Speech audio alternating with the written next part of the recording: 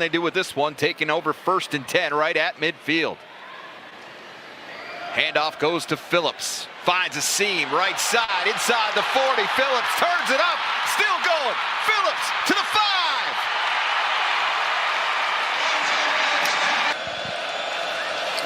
Harris, the freshman in the backfield on 2nd down and very long. And Harris, a nice run out into the open. Harris to midfield. Harris is going to try to cut it back inside. He gets inside the 35-yard line. Began his college career at the University of New Mexico, which of course is where Bryant Vincent was assistant coach. And how about this? We got a foot race here, and streaking down the sideline, gonna run out of juice is Tyrell Reed Jr., but a huge gain on the play all the way down. The setup shop in Air Force territory. Pitch to Sherrod. Cuts it back. Now the first to the outside. Sherrod hits the afterburners. Touchdown, Broncos. 40-yard TD scamper for Malik Sherrod, his 2nd of the season. Almost caught it for him. Can't drop that one. Williams, stiff arm, slides away from one. What a cut. Oh, stutter step. Williams still on his feet. Sean Williams for a Kansas touchdown. 62 yards. Timing wasn't there, but the execution was when it was a live ball. A tough break for Georgia State as the Panthers were trying to swing momentum. This is returnable for Trey Richardson from his own 2-yard line. Big hole. He speeds right through it. Richardson all the way to midfield. It was McAllister, the kicker, who made the tackle. And it's intercepted. Louisiana Tech. That'll be Kobe Fields. They are 3 of 8 in 3rd down conversions. Rex Steiner in motion. Wimsett watches him turn it upfield. Wimsett runs. He's got yawning, wide open green grass in front of him. Touchdown. That's a beauty. Touchdown, Jacksonville State. 28 yards for Gavin Wimsett. Definitely proving that this year. On 2nd and 10, Jackson looking, throwing, Evans the catch, on the run, turns on the Jets. Kylan Evans inside the 10, all the way down to the 6-yard line. Awesome scene here. And London Montgomery, who got things started with the kick return, sideline and forced out inside the 30-yard line. Myrie Wiggins, the tailback for Louisiana Tech. Baker looks. He's got his tight end open again.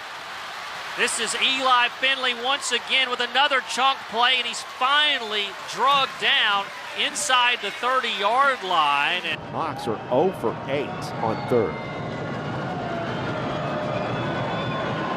This time they'll pick it up, and it's Orth bouncing it to the edge. Good blocks downfield. And Orth, the quarterback, inside the Tarleton 35-yard line down to the 33, a field flipping gain. This is the tendency on 1st down because it works. Big play here. Bill Davis hits the 2nd level and hits the end zone. Number 7, Bill Davis. Rips off 45 yards to put Louisiana back in front. The Cardinals. These people don't give a shit. Who's giving them the business? All the band is out on the field. He's going to go into the end zone. He's got it. Goes Davis. Oh my God. Davis is going to run it all the way back. He's going to win the football. It's going to be to the goal line. It's going to be gone. It's a touchdown. And the Gators have won the game. To the 40. Over Whitfield 30. To the 20. 15, 10, 5. Touchdown FSU. What's up, everyone? Welcome to College Football Extravaganza on the @Real Swampcast Network. I'm here with my co-host Logan, and we think Justin's sleeping. He's snoozing. Yeah. That or the FBI is still investigating. He's on the run still from all that CP, dude. I was re-listening to the episode last week, And then I heard that again, and I was like, "Oh yeah, that's right." That's what. Maybe that's why. Forgot about all the CP. That's why he doesn't want to pod with us anymore. All right. Well, we got a lot of stuff to get into, so let's get into it. Yeah. If you guys if you made it here, go tell your friends. This is the second try. For some reason, YouTube didn't want to go live. There was a miscommunication between the technologies. So I got it fixed up. But we're back, and plenty of stuff to go over. Big week. Big, huge week. We had breaking news today, and man, I gotta cut the music for this because this is kind of like a sad day. It is sad. We knew it was coming at some point in our lifetime. Yeah, in our lifetime, maybe. And this is kind of it's kind of fitting that it was this week because I think this was in 2007. I think they said 2007. Let me see what I said or what the post says. Yeah, September 22nd, 2007, guys. Mike Gundy gave us one of the best college football clips of all time. If anybody hasn't read this article, I don't read it. This was brought to me by a mother of children. I think this is worth reading. Of children. Let me tell you how this is inaccurate. That's so funny. A mother of children. The pause. He goes to class. He's respectful to the media. Yes, he is. He's respectful to the public. And he's a good kid. And he's not a professional athlete. And he doesn't deserve to be kicked when he's down. Now they are That's professional. why I don't read the newspaper. A lot of shit's because changed. It's garbage. And the editor that let it come out is garbage. It's garbage. Yeah. Come after me. I'm a man. I'm 40. I'm not a kid. Write something about me or our coaches. Right. That's all I got to say. Makes That me is- want to puke. That is all I got to say about that. A mother of children. I didn't catch that the first. Like, I don't know how I just caught that. I don't remember that I part. wish I could tap into that kind of energy in public. You know what I mean? Like, can you Mhm. imagine doing your set on stage with that tenacity? Not a lot of people can reach that level, especially with a microphone in front of their face. You know? I feel like sometimes I do tap into the anger, and people like it. Yeah. It's a real. People love that clip. People don't even really make fun of him for it anymore. I think people just love it because it's a real raw human emotion. That's what the game is all about. Well, yeah, and he's right for being a coach and standing At that up. time, yeah, Mhm. yeah. For standing up for your players, right? Come at me, I'm a man. I'm 40. I'm 40. Yeah, a mother of children. I'm gonna. That's a sound. I'm gonna have to get that sound. Yeah, we bite. gotta clip that. So anyway, Doug Meacham stepping in. Here's his opening. Who is that? And I think he was a assistant coach. I don't know if he was offensive coordinator or whatnot of Oklahoma State. To be honest, once Oklahoma State started falling off this year, I kind of was like, all right, Cowboys, I'm not really. But I should know who he is. Yeah, that's on me too. Yeah, but apparently he's been hired. Just listen to him talk. He does a better telling of who he is than me. Unfortunately, we are where we are at this point. Off to a bad start. I don't like that already. Yeah. We are who we are at this point. But he is a matter of factly saying that. You do need the they're probably going for the opposite energy of Gundy. You know what I mean? At this point, try the opposite. You know. Oh, a lot to Coach Gundy. He's hired me twice, right? Played with him. Legendary coach.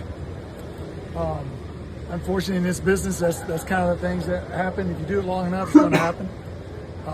Unfortunately for us, it happened to be at this time, and learned a lot from him, and appreciate everything he's done for me in my life, in my career. And that's kind of how I feel about Coach Gundy. Yeah, and I mean that's Look, pretty man, much it. Yeah, he's just trying not to say anything stupid, but right. The thing is, I get that the wheels were falling off and that they've been falling off. You should have fired him before the season started or waited till after. Man. It's Mike Gundy, dude. You don't fire Mike Gundy in the middle of the season. He's been wearing orange and black for how long, dude? Yeah. Come on, man. Yeah. That's just since gross. he was a player, right? Yeah, that's just gross, man. And I agree. But with so many coaches that are going to get fired this year, it's kind of like maybe they're wanting to get a head start. That on is everything. a good point because there's about to be a lot of vacancies this year. Maybe we just keep Billy Napier. How funny. Maybe he's just a good guy. He's building. Yeah, I can't tell you how frustrating. I'm so happy. We might lose to the bye week this week, Logan. That's all I'm saying. We might lose to the fucking bye week. I think we already have in some sense. What are you doing? Okay, you're Billy Napier. You're trying to keep your job. What are you doing on this bye week, man? Fucking giving the play sheet to someone else. I'm calling Urban Meyer. I'm calling Steve Spurrier. You're getting them all in a room. I'm calling Dan Mullen, and I'm going, hey guys, teach me something about offense.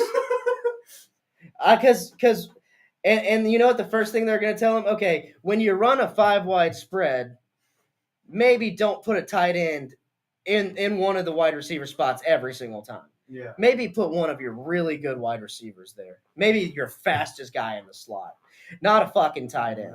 Slot is for tight ends, bro. No. You don't want a fast guy there. No, I want a fast guy. I want a fast guy. And you know what?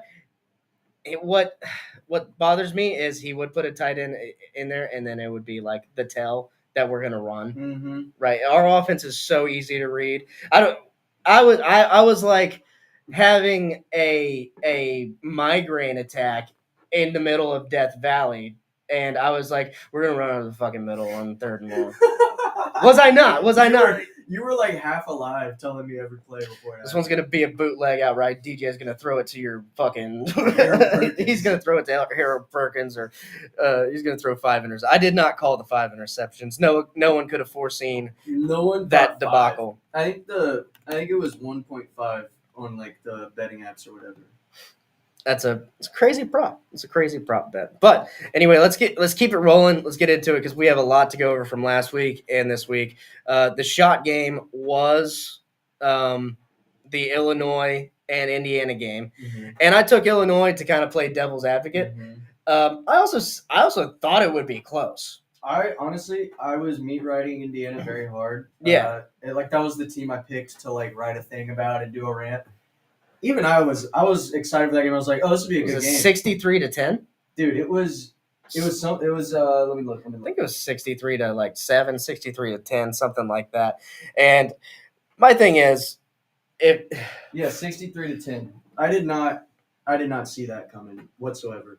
Indiana has even surpassed my expectations. Now I'm Indiana all the way, bro. If LSU starts going down, I'm just gonna start wearing red. Right. So I don't have a shot of anything, but you can grab. What's your idea? My idea was this: what if for our final episode of the season we save up our shots? Save up the shots. And the final episode of the season we get Blotto live on air. I don't know, chat. The chat likes us drinking. Really? Okay. Constantly. You can grab one of those warm Guinness? Guinnesses. Yeah. You're gonna chug a Guinness? I'm not gonna chug it. You're gonna sip a warm Guinness? Yeah, I guess so. Woo! I don't like the idea either.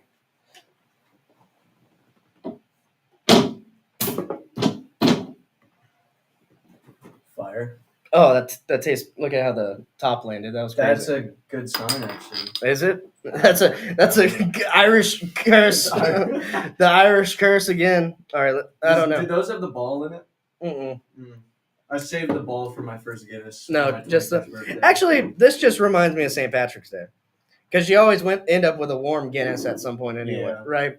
Walking around. It's basically the bottom of the glass. That's gross. I will do a bit of a chug, because give it a twirl. It wasn't even okay. It wasn't even close, Illinois, and it wasn't. And we talked about it last week. I said I think Illinois in the AP poll, they had them way too high at 9. Mm-hmm. I think I said they should probably be 18 and Indiana 19 because we thought they were similar. Not similar. Mendoza and Signetti said, "Hey, they not like us, and we're gonna fucking drop our balls all." I mean. All right, so 63 to 7, 63 to 10. Yeah, okay. And let me give a shout out. You're probably listening. Number 3, wide receiver what was his name? Come on. Disgusting. Oh, I'm looking at Illinois. That's why. I was like, where are you? Omar something. Omar Cooper Jr. This dude, 3 plays, and he made himself draftable with 3 plays. First play, he made I should have clipped it, but he made a beautiful run block that he wasn't even supposed to pick up that guy, but he made, as he was in motion, he saw the gap, saw the guy coming, cut back in front of his running back, made a tremendous block, and then for like a 26-yard run, and then he hit a screen pass 10 yards after the catch, and then he hit a slant route into the end zone. Or I might have got him backed up. Slant route, 20 yards, screen pass, ran it in for 13 yards after the catch into the end zone. Like, he made that drive. That was Indiana's second touchdown after the muffed punt. So you chose to watch the Indiana game over the Florida-Miami game? I had them both. I had a phone and a TV. Oh, did you? Yeah. But it was more fun to watch Indiana game. Oh yeah, Indiana guy. Well, I just I'm a Gator fan, so I just had to watch the debacle no matter what. Yeah. But I wanted to pull this clip because this was is it Fernando? Yeah, Fernando Mendoza's basically introduction to the national college football. And, you could always disrespect me, whatever, but when you disrespect my seat, I don't want to put any quotes out there, but early in the week, I heard that their defensive coordinator was complimenting our run game, but was still a little iffy on our pass game. So I'm really glad that we're able to show what we can do in the pass game. And, you could always disrespect me, whatever, but when you disrespect my receivers, my tight ends, my O-line, and our pass game, that I take that to heart. So I'm glad we're able to show what we can do and respect you, everyone at Illinois at a fantastic institution, and hope they have a great rest of the year.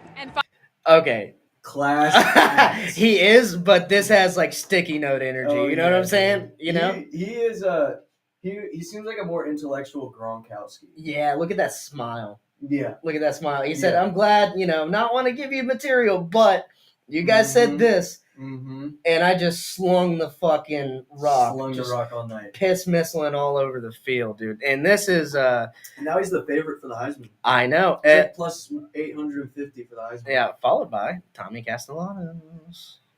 Tommy wasn't on the. He wasn't even on the one you saw. Even on top 5. I saw him in someone's number 2, and I was like, I agree with that. Yeah. Betting odds are weird, but I like Tommy. If he's gonna run around on everyone like he ran around on Alabama, yeah, you go ahead and give it to Tommy. Right. So I thought we'd just go ahead and talk about the Indiana game there, just because we brought it up. It was the shot game, and it flows. Like, okay, this guy. Since we're talking about him and Heisman, do you happen to have his stats on the season already? I can look right now. Because I didn't get to watch much of this game. But when I heard it was 63 to 10. 5 passing touchdowns, 260 yards, bro. For that game. No interceptions. Beautiful night. And they probably took him out too. He is. Come on. I got his per game stats right here. 243 passing yards per game. Okay, 975 total passing yards. So he's already pretty much at 1,000. Yeah. 14 touchdowns, which is first in the. He's country. Leading the country. Yeah. 0 interceptions all season. This guy. That's incredible. Efficiency rating is 206. He's got 2 rushing touchdowns on the season, which is, Fernando Mendoza, I think he's got our attention, man. I think he's got the country's attention. He's averaging less than a sack a game, So good O-line play, or maybe he's elusive. So 76% on the season. So this was the game I should have sat and watched them, and I think I'll go back. I might even watch it tonight because I want to see how he does. But like I said, my attention was just I was crying. No, Indiana played a clean game. I was like working out watching both of those games. I did turn my attention towards Florida after the second half because by halftime you could just tell Indiana was. It looked like Bama playing a Vanderbilt back in the day. You know what I mean? Yeah. They just couldn't do anything. Right. So that was a shot game.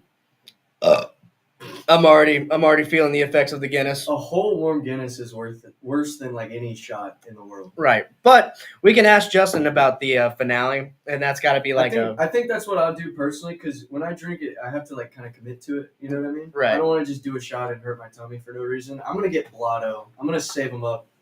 Just get blackout live on there. I think you might have 2.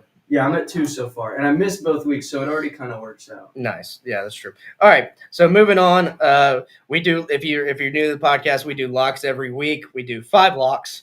And last week I had Miami -3. That was a win. I had Oregon -34.5. That was my only loss of the week, and it was 30-34. That sucks. Yeah. So it is what it is. So you take almost take the cleaned the slate. for the first time this season. Almost. Sometimes I do get a couple 5-0s. You'll get a couple 5. So does Justin. But I lost that one. FSU -44.5. Everyone says a lot of points. Didn't matter. They scored a lot of points. It was Kent State. Not enough points. Washington did cover the 20.5 versus Washington State, but surprisingly, Washington State scored some points on Washington. Yeah, I mean, I think that's just a rivalry thing scenario. You know what I mean? Because Washington. Same with State, Oregon, right? Because not covering. Oregon State held them from covering. Yeah. So there, and then we all had Nebraska, who did lose by 3, but the spread that day was 3.5. So we all got the dub by the half. So you live by the sword, die by the sword. We won by a half point. I lost by the half point. Yeah, take it. So I was 4-1 on the week. I'm 14-6 on the year so far. Logan, you went 3-2. You had Tulane plus 11.5. That pesky new Ole Miss quarterback. Yeah. So Chambliss, are you talking about Chambliss, dude? Trinidad. Dude. He was running around. And Josh Pate had a good point about this. I'm always going to plug Josh Pate. College football Joel Klatt guy. One, because I would yeah, I like Joel Klatt too, but Josh Pate's the commissioner, right? Like he's gonna be the commissioner. And we do want a chalice somewhere in here. That would be nice. A chalice of supremacy would be awesome. So we help us out, Josh. We know Josh Pate, we know you're listening. No, Josh Pate would spit on us. He's like, you don't do podcasts in the off season. Why don't you do podcasts? We're casuals, Josh. Yeah, we are casuals compared to you. Yeah, we show us mercy. Yeah, and we are not worthy. Yeah, for sure. But you went 3-2, lost to Tulane. You went with a vindictive lock against Marshall and Justin. That's what I get. Sorry, Justin. In Middle Tennessee. So Marshall pulls the victory out there. You won Miami. It's not like he knows he's in FBI custody right now. So we all 3 had Miami and Nebraska. So on the unification locks, 2-0 or 3-0 on the week. So not bad. Actually, that would be 6-0. Sorry. That's pretty good. Yeah, it's pretty good. Baylor lost to Arizona State. So surprising road win there by the Sun Devils. Baylor, I can't put my finger on Baylor, dude. Every week they seem like a different team. Yeah. And that's one thing is you got to be consistent, right? And maybe it's Arizona State having a good week. I don't know. So that's one of the things. And you had Nebraska. Justin went 4-1. So Justin trying to climb his way back. He was, I want to say 6-9. So he's at an even 10-10. You're 13-7, by the way. So you're hot on my tail. And Justin is 10-10 on the season with a pick from Miami for Miami last week. Tulane also, Nebraska also. UNLV, who got the win. Dan Mullen, 4-0, by the way, Gator fans. And Washington is also 4-0. So there it is. Not a bad week for you and Justin. I should not have went with the vindictive anti-Marshall pick. Yeah, but I might do it again. I think that I think that one did us both in there. All right, let's get into week 4 recap here, and I just want to talk about this because I saw some pretty there's a lot of takes about this clip. Pretty outrageous takes here. What we'll see because it was pretty polarizing. I don't know what you mean by outrageous. Yeah. I mean, I think. Oh, come on, Twitter. No, it's fine. It's fine because I haven't even pulled it up yet. Oh, okay. See, this is the problem with having it behind. That's what it is. Second down and goal. Moore goes in motion. And Manning keeps it himself. Cutting up, gets into the end zone. Touchdown. All right, right there is what people were talking about, where he's standing over him. Yeah. Yeah, and it's Sam Houston. It's Sam Houston. You're a Manning. you're Texas, and a lot of people were making the joke that guy's going to be selling insurance in a couple of years. Like, holy pixelated bukkake Batman. This is crazy. All right. Yeah, I mean, can the kid have some fun though? No. It's still early in the game. It's still first quarter. You got to put the fear of God into these sons of bitches. I get that. It is early. It's not like they're already up. I also heard someone say, you don't know that they could have been chirping on the line. That guy could have been, Yeah, that's true. We don't know. It might not have been about Sam Houston State. I, for one, am an arch hater, so I'm going to say that's not swag. Are you an arch hater? I can't help but not like the guy. I've heard. It's just when you have that easy of a life, you better be like cool. You know what I'm saying? You got to be cool. You can't be neutral. You got to be a cool guy because. Holy crap, dude! Arch, I think you're a cool guy, dude. Don't listen to these haters, dude. Arch, I saw your reaction time on that reaction machine and your reaction to your reaction time. I should have pulled that clip up. That's a funny clip. I saw that where it is. Yeah. But I don't know. I don't see. I feel like I could do good on that, but I don't know. Because I'm low to the ground, so it's unless they move it down. It's one of those things where Arch has been overhyped his whole career. He played against Louisiana private schools. I think it was like 2A or something. I mean, I don't know, dude. Like, I don't know. We can definitely say. Am I jealous? Do I want your life and Yeah. to be you? Yeah, Yes. for sure. Yeah. But you're a little turd, bro. I'd be cool if I was Arch Manning. I think that's probably why a lot acts of people. like he got like molested or something. You know what I mean? He's all like quiet. Jesus It's like Christ. you're Arch Manning and you run around like I don't know. The one time we see personality, you're doing this. Like it's just he refuses to do interviews. Well, that's humble, right? If you're trying to like tune out the media. I guess. It's just I've had enough of the Mannings. Also, as a big Drew Brees guy, it's always like you're fighting people that Drew is better than Peyton, and he clearly is. I don't know. The Mannings.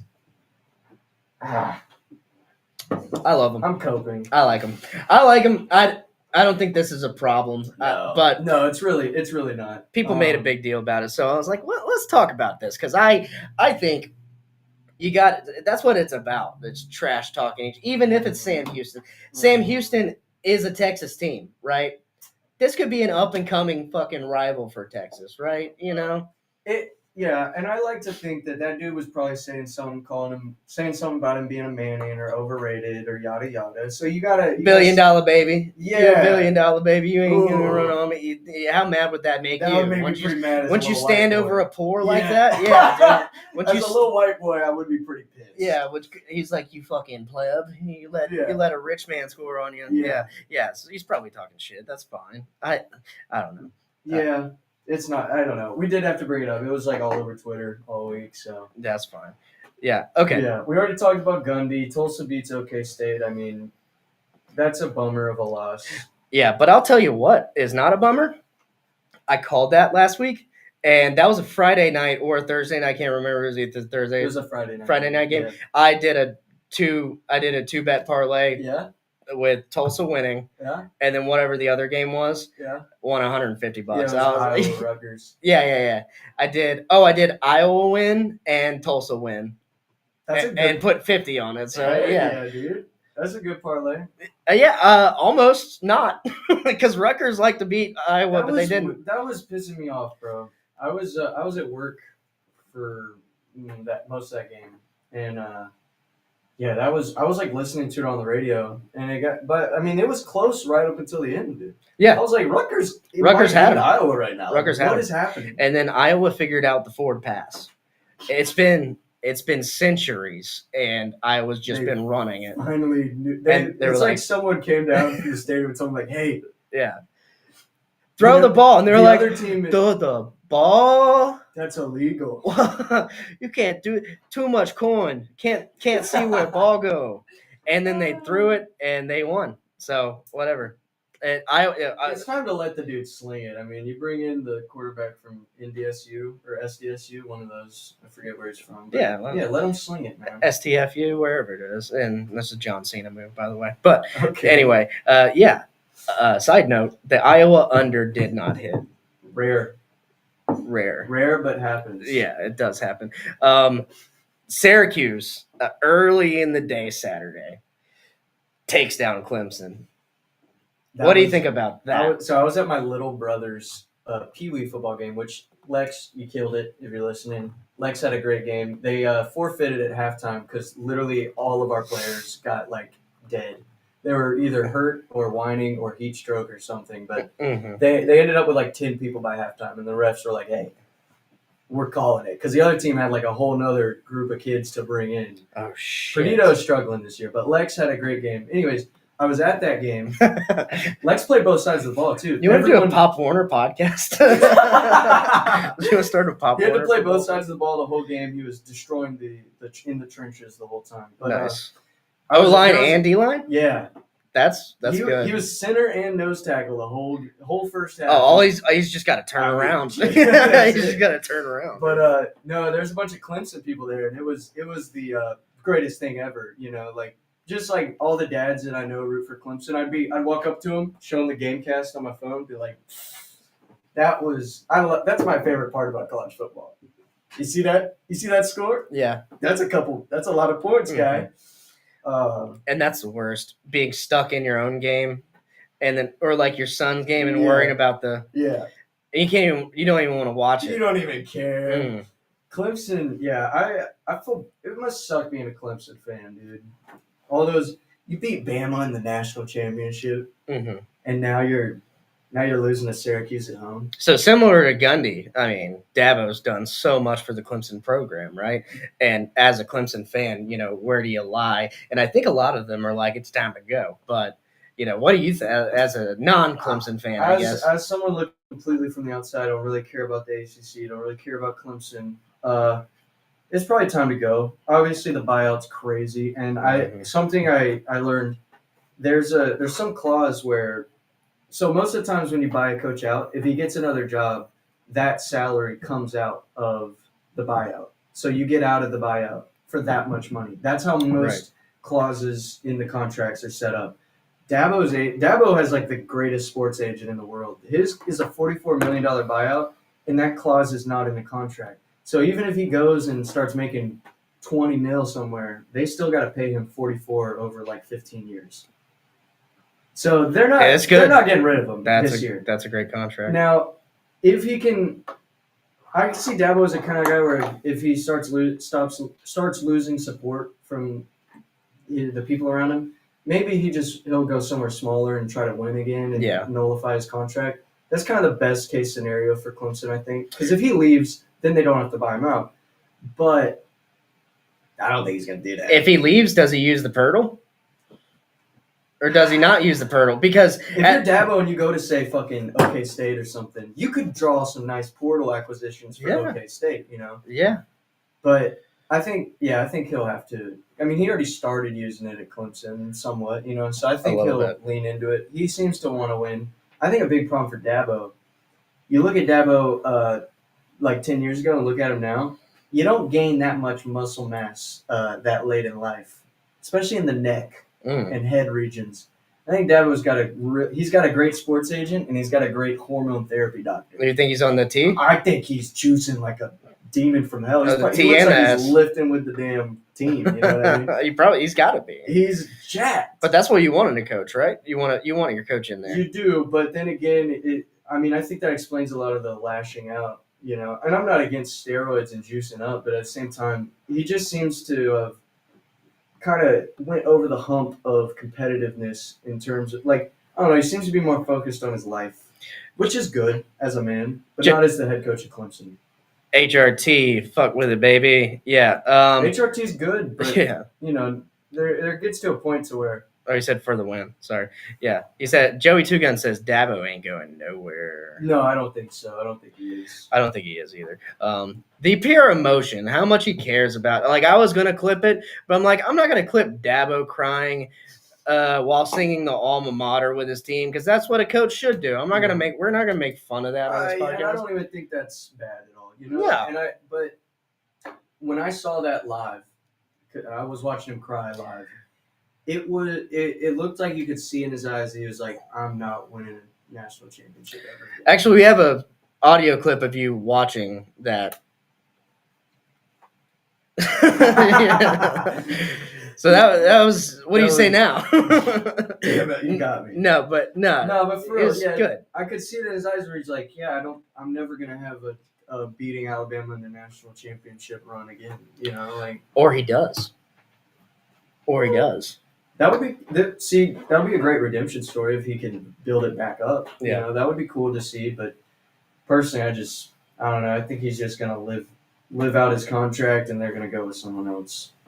How long is his contract? 4 more years? Yeah, or I some don't know. Crazy shit. I don't know. We'll see. I think that maybe now is the wake up call, because I hate to mention it. I'm probably going to mention him like 5 times this podcast, because he had so many good. He always has good takes. But Josh Bate said we've seen who? Yeah. We've seen teams implode who have just built their roster through the transfer portal. But this is like Dabo's just built his whole team on high school recruits. Like there's not really a whole lot of transfers there. So and his team still seems to be behind him. You know what I mean? I watched the interview. I think it was a wide receiver where he was talking about Dabo, and they asked him something, and you could tell they're trying to bait him into talking shit. And he was just like, "No, Dabo came in, and we basically had a sermon before practice." And Dabo cares about like the men that he's building. You know, you can tell. Just like Napier. Just like old Billy. Old Billy. Yeah. Old Billy might need to do some scripture or something. He might need to figure something out. I'll need Jesus in the swamp. But the thing about Dabo is he is willing to make changes. Like he sat quarterbacks for freshman quarterback. Yeah. You know, I think if he goes to the portal, because on the flip side of imploding from the portal, you can supplement your guys. I mean, even if Clemson has a bad year, who could they not? They have the money. Who could they not get in the portal? You know what I mean? If he goes, all right, I want to win again, and flips that switch like you were saying, what are you going to do? I could see it. You know, like he could easily, if he wanted to. I feel like he could easily, even if they don't even win 6 games this year, he could easily have the best portal class. I mean, prime example. I mean, while we're talking about this was later on in the show, but I want to bring this up because there's this was a crazy graphic. It was the amount of money spent on transfers this year, and the teams that were up top. I mean, you'd be like, yeah, that makes sense. So here are the top teams that spent their money on transfers this year. I'll pull it up for us in the studio here so we can see. But LSU number 1, Texas Tech number 2. We all just saw what Texas Tech did. They had more commits than LSU too. Yeah, Miami, Ole Miss, Oregon, Florida State, Missouri. So and aren't they all undefeated still? Am I tripping about someone? Missouri just lost. Oh, that's right. Yeah, South Carolina came back and smacked them. Yeah, but that's still, you know, and it's not in Missouri. I mean, you look at it's not the same, but the top 6 are still undefeated. You know, right. Well, I mean, and you look at the talent they're bringing in. Like, if you want to go with the stars, I know the transfer star system's a little weird, but you know, Texas Tech brought in 13 4-stars. Yeah, and 8 3-stars. I mean, that's ridiculous. I mean, I don't know. You look at the ability for a team to go, hey, we almost lost every single game this year. Let's get back on the right track. Let's supplement these positions and you know, do the things we need to do. Some teams need different coaches. I don't think Clemson needs a different coach. I think they need to supplement their defense. Brent Venables hurt Clemson when he left to go to Oklahoma. You see the Oklahoma defense now. I mean, they're rolling. Mm-hmm. So Dabo needs to find. And the thing about the way Dabo built his team is like you can't just bring a new guy in. You know, it's not a portal collective. It's a team that he's built through high school players. Like it'd probably be worse with a better play caller that doesn't know those players. You know what I mean? Because it's like that's his baby that he made. You know, That's my baby. Yeah. All right. So keeping on with the recap. We mentioned Texas Tech over Utah, and I watched this game. This was an amazing game. I don't think Utah's offensive line is worse than anything I hyped them up to be. I think Texas Tech's D line just had a phenomenal day. Well, in the first half, each team had like 3 turnovers. Mm-hmm. Well, did you get to watch this game? I didn't watch it. I was listening and watching like the game cast, but you know, I think something must have been slippery. Like both teams were fumbling like crazy. They were punching it. It's been like it's been weird. I've been watching like the last couple weeks. A lot more teams are going for those punches. You think? Yeah, that's like a detail that. You think it's like one of those details of like.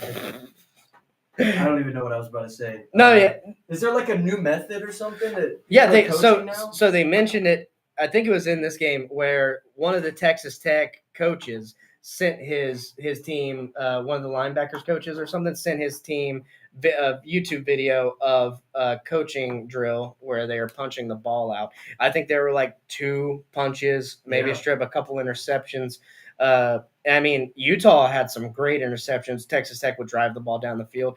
I think they had at least 1 in the end zone, maybe 2 in the end zone. I think we learned a lot about Utah's quarterback too. He's very high floor but very low ceiling. Yeah, you know what I mean. He's not gonna win you your game, but he's also not gonna throw it away. Right. But there just wasn't enough pop on Utah's offense. Yeah, more so we learned more about Texas Tech's backup quarterback, Will Hammond. Best backup quarterback in the nation, probably. So starting quarterback goes out with a concussion. Next man up. He got concussed. Will Hammond goes in there and fucking balls out, dude. I didn't even realize because I was like listening to it doing stuff. I think I was at Lex's game for that too, and so I was like listening to it, and I didn't realize till the second half that it was a backup, and I was like, oh shoot, like. Texas Tech is serious, man. Yeah, he got his time to shine, and he shined, dude. And they ran away with it when he got in the game. They ran away with it. Is that the kind of thing where if he balls out again this week, because I'm sure Homeboy's still in concussion protocol. Yeah. If he balls out this week, do you keep him as your starter? Like, I don't know enough about Tech. That's a tough decision. Yeah, I think it's one of those things where it's like when you have 2 good quarterbacks, one day someone's going to have a bad day, and then the other guy might have a good day. Yeah. Right, and so you go with the hot hand. Yeah. That's what Spurrier used to do. That and a lot of people are like, it's a quarterback controversy. I'm like, I don't know. I'd rather have 2 good quarterbacks. It's a good problem to have. Yeah. But maybe with the transfer portal, people are like, yeah, he might transfer if you sit him. Blah blah blah blah blah. But I don't know. You got to go with who's winning. Yeah. Not saying the other guy wouldn't have pulled away and won after halftime. He very well could have. Yeah. But Texas Tech, looking like a playoff team. I think. Yeah, probably a lock for the Big 12, at least making it to the championship. Yeah, they are my clear, in a way, favorite right now in the Big 12. And I think Utah could still find their way back in there if they figure something out, make the offense pop a little. Because I still don't want to hate on Utah quite yet, but yeah, I don't know, dude. Have you seen Kevin Sperry? I have not seen Kevin Sperry. Joey. We'll keep it rolling. Anyone in the chat? We got 15 people watching live. Please drop a like and subscribe. We also have a call-in number there, so call in, rattle something off. Call in, talk shit about Alabama, talk shit about Florida State, talk shit about the Gators, man. I don't care. Talk shit about the missed deception play.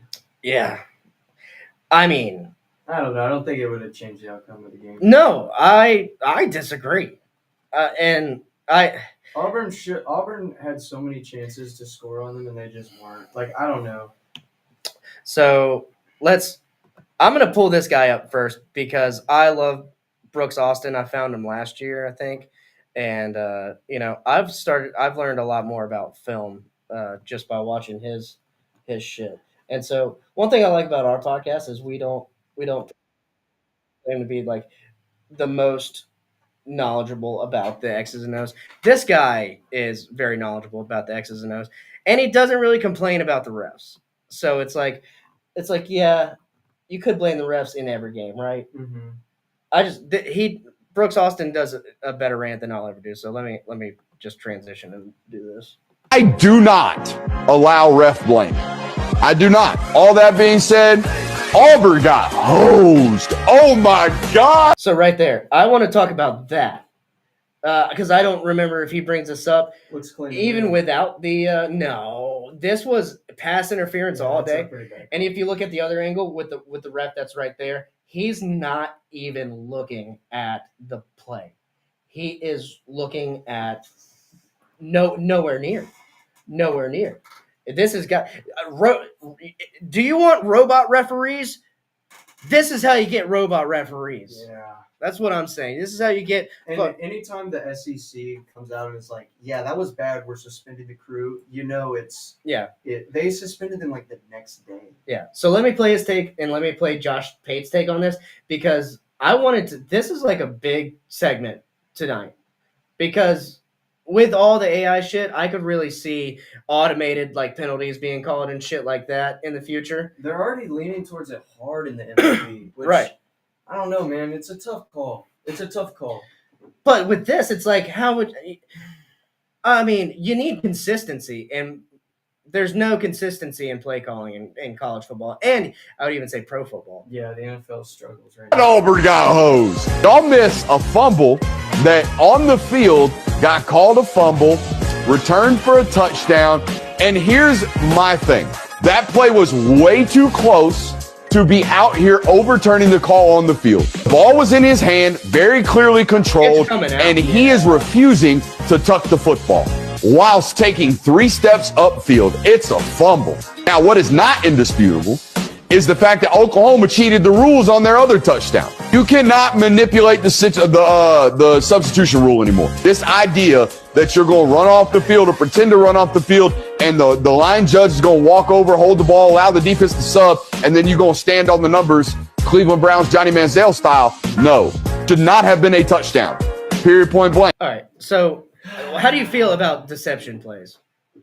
Because it's like in Pop Warner in high school, you see them all the time. Like, ooh, coach, wrong ball. And then the whole O-line kind of stands up, and then the guy just takes off running, right? And the defense is like, what? You just said wrong ball. Yeah. It's like it's a part of football. And a part of that play was the wide receiver. He got the okay from the ref. That's the thing. And I think that's why the crew got suspended because he literally, the ref was like, you're good. He pointed at the ref pointed back, was like, you're good. And that, to me, like, you can't blame Oklahoma for that. You got to blame the refs, which is always kind of gay, but he's right. They did get hosed by the refs. So Oklahoma had their... I don't think that fumble was a fumble.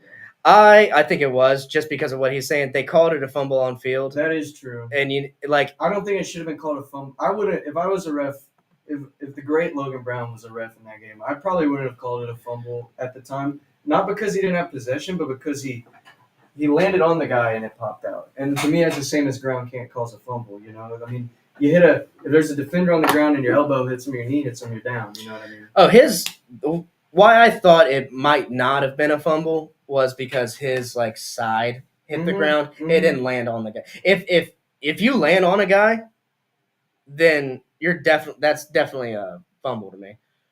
Let me see. Joey Two Guns.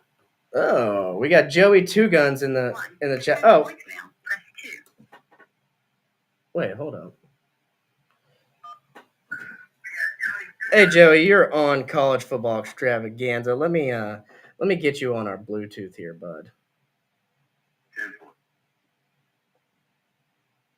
Bear with us.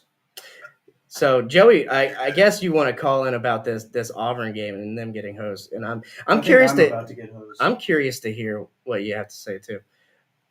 All right, can you hear us, Joey? Yeah, all right, good. There it is. Now everyone can hear you. All right, so are you calling in about the Auburn refs right now?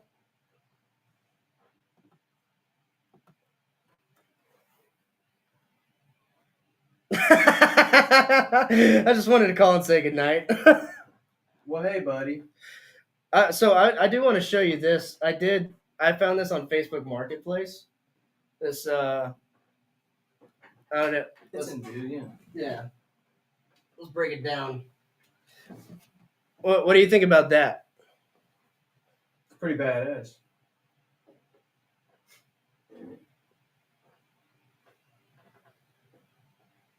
You guys got a new spear in the West?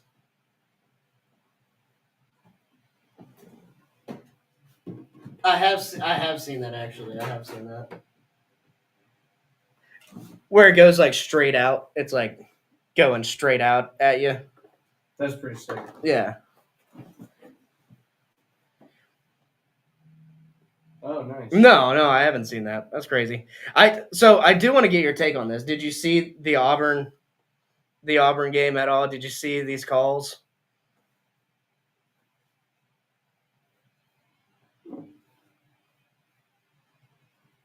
Well, I have a theory that Alabama does call in favors for Auburn's away game. Like Alabama still affects, right? That's how deep the Alabama hatred runs against Auburn, right? Yeah.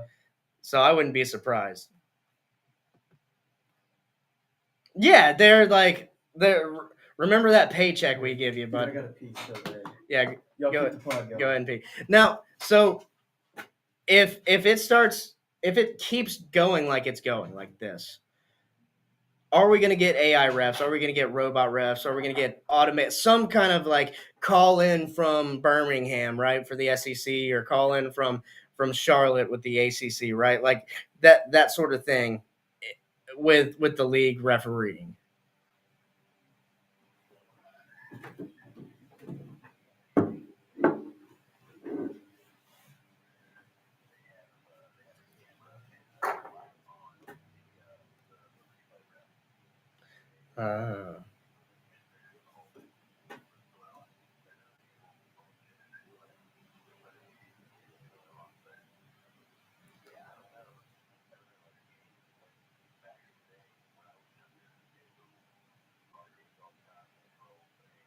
Yeah.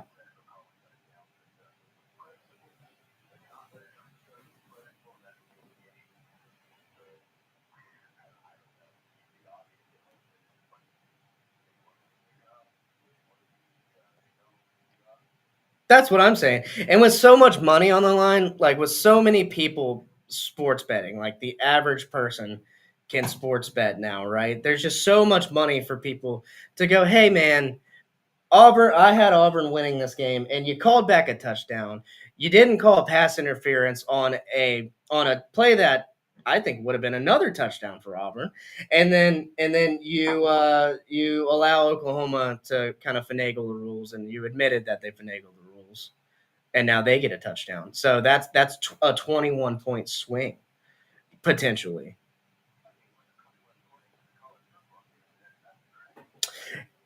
In this game, it was. It was. And I think Oklahoma was the better team at the end of the day. But if you ask me who should have won that game, Auburn should have won that game. So that yeah. I mean, sorry, locked them out. So unprofessional, guys. Locked them out. The studio stays locked. Yeah. Well, I mean, you got anything else for us, Joey? We can move on with you. I mean, we can move on. You can join us for the whole show. You can come in if you bring us moonshine. Ooh. If you bring the moonshine to the studio.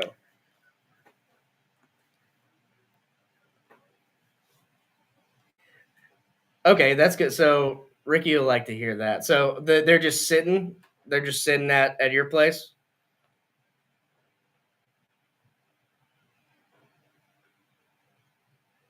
Are they all fig?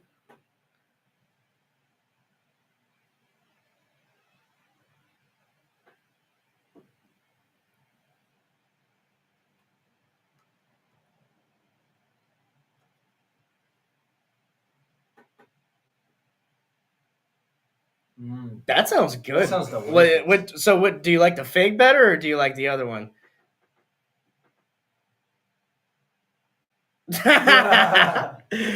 We do need an official shot game sponsor. Yeah. So all right. Well, it's your first. It's your first call in. Actually, we have another call in. Can I let you go, Joey? Have a good one.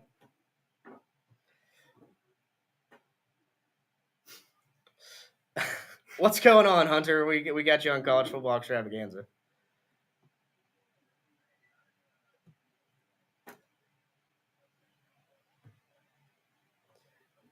Yeah. Hell yeah.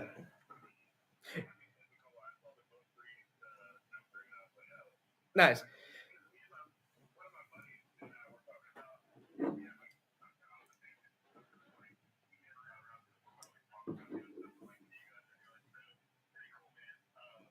Thanks, dude.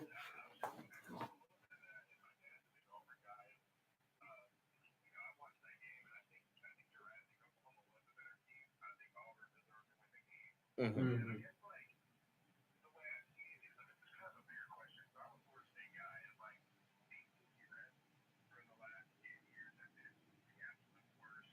Thank you.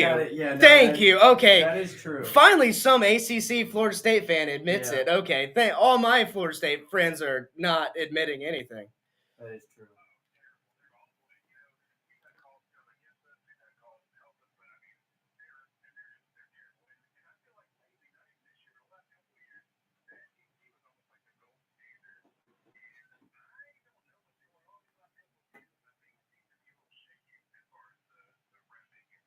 I think it's the money. I'm a conspiracy guy. Sorry if it's your first time tuning in. We also Yeah. do political podcasts on the. I don't know if you're tuned into the at college football where we only do college football, or if you're tuned into the at Real Swampcast, but we do politics. I'm a conspiracy guy. Nice. All right. I think they're getting paid. Alabama's calling into Auburn away games, and or like Auburn games against them, not even against them, and going, "Yo, here's his paycheck. Don't even look at this guy who's getting pass interference." That was a pass interference. I don't know if you saw the other angle that I was talking about earlier. Wasn't even looking at him. Yeah. Wasn't even looking at the play. It's insane. Yeah, and I think we know that college football has more eyes on it than the NFL at the moment, and it's probably got more money in Vegas on it than the NFL at the moment. And so, yeah, you're gonna see some shadiness once that happens. I think people are saying they came in. Go ahead and keep talking, Hunter. No, go ahead and talk. I'm trying to work out some technical difficulties.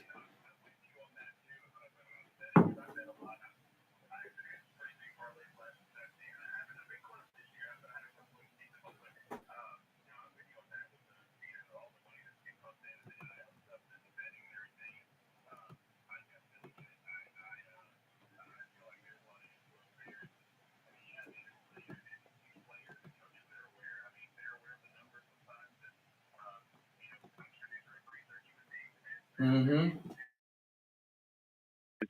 I read something. I'm not sure how legit it is, but I read NFL refs get paid a pretty good salary, but these college refs are getting paid like $750 a game or $500 or $1,000 a game, whatever. Which that's cool, but I mean how many games can you work, and you have to have another job. I mean, yeah, so I'd probably jump some shit. Yeah, it'd be worth it. Yeah, I mean, it'd be worth it to invest in like if you're like a league commissioner, right? Wouldn't you want to have well-paid refs, maybe who know the game, who aren't like attorneys, doctors on the side, shit like that, Yeah, dude.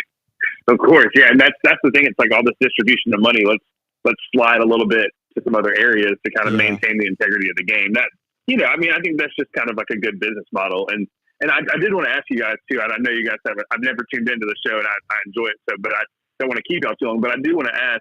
I know at least one of you guys is a Florida guy.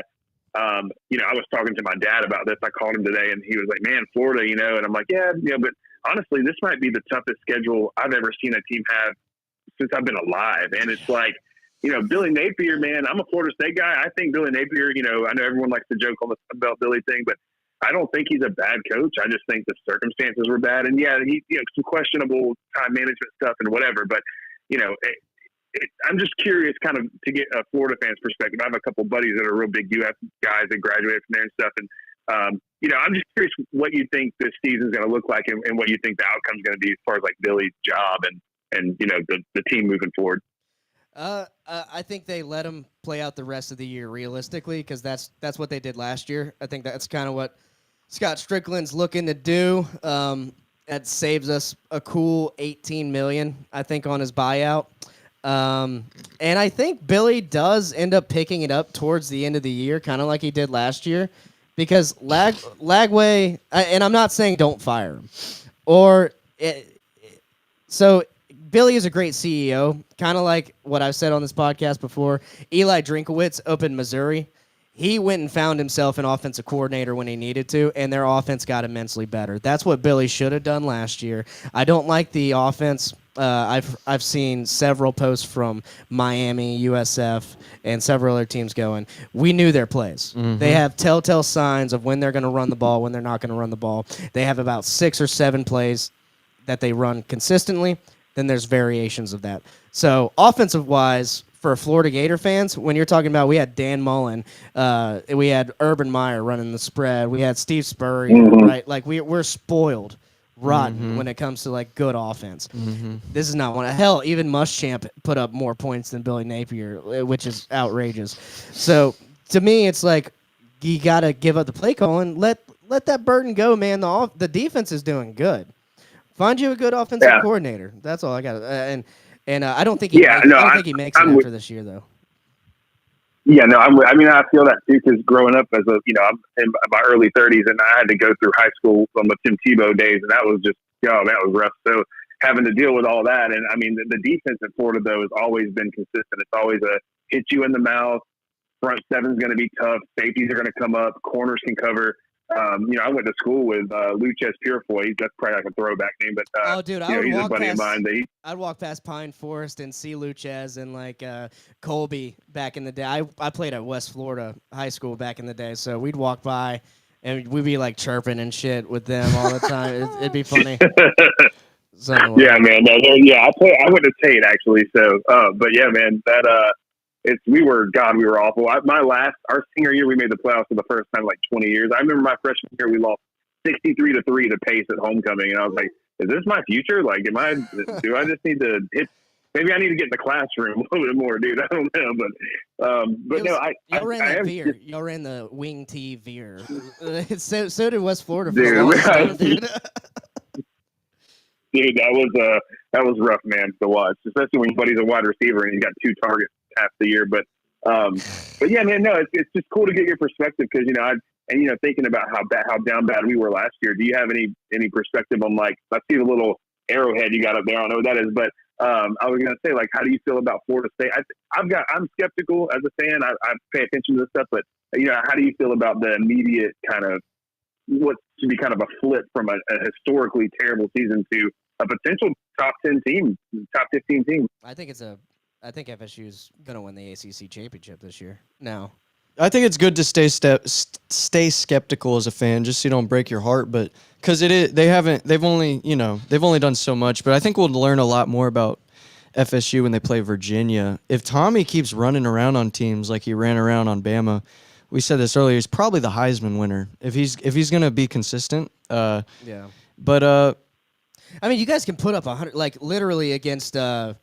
Not Kent State last week, but the week before. If they left the first team in, if offense and defense, you would have hit 100. It would have been 100-0, and it was crazy. It was crazy. Yeah, Joey Tugan says SEC wants FSU. FSU should join the SEC. Yeah, that would be sick. It doesn't That'd make be awesome. Yeah, I want to hear what you guys have to say because all these FSU fans I deal with, they're like, oh, we don't want to be in the SEC. It's like regionally.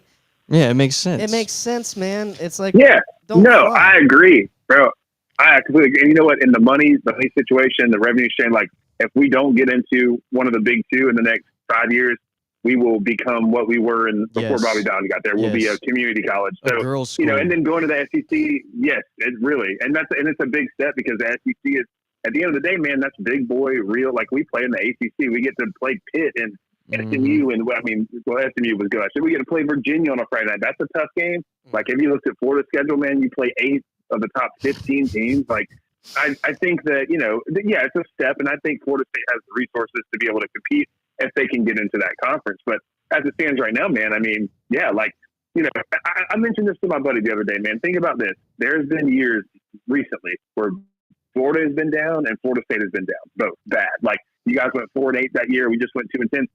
When y'all are bad, it's still a close game with us. When we're bad, we get boat raced. Yep. So that speaks to the depth of the conference that the SEC has. So Florida can have a down year and still give us shit. But when we're down, Tim Tebow's dropping a 50 burger and Bill Campbell. So, it's a step up in class at the end of the day, I do typically I agree. I would tend to agree with you. I Yeah. don't think anyone Well, my friend Joey might disagree with not Joey Two Guns, Joey Clark, former host of the show. We might disagree with you there, but like, yeah, I agree. But I think here maybe I should pump the brakes on the ACC championship a little bit. But the way Florida State's playing, they're playing hard. They're hitting hard.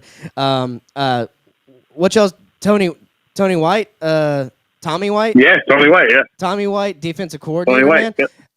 That defense is playing hard. Yup. Earl Little is playing out of his fucking mind. Mhm. You guys are Yeah. making the plays. I think it's the guys.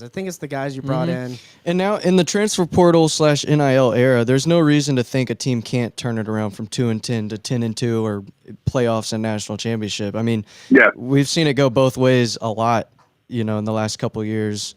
So there's no reason to not have hope Yeah, I to think- win it all, dude. No, I agree. I mean, I think Miami's an L. I mean, I think Probably. that's a I loss don't. because See, I they're disagree. coming off a bye. No, coming into Doak, man. Man. Yeah. Because like watching this Florida game, and we can talk a little bit about the Florida game now. Florida hung in there. I mean, maybe that was the game Cristobal wanted to play, but I mean, golly, you punted. I think he punted from their own 46, their own like 48, and like. Man, you had a chance to put Florida out, and then we come back with a Cormani McClain interception in the third quarter, score a touchdown, and it's 13-7 after we didn't move the ball have a single non-3 and out in like the first maybe one. We had like one drive that was more than a 3 and out. Yeah.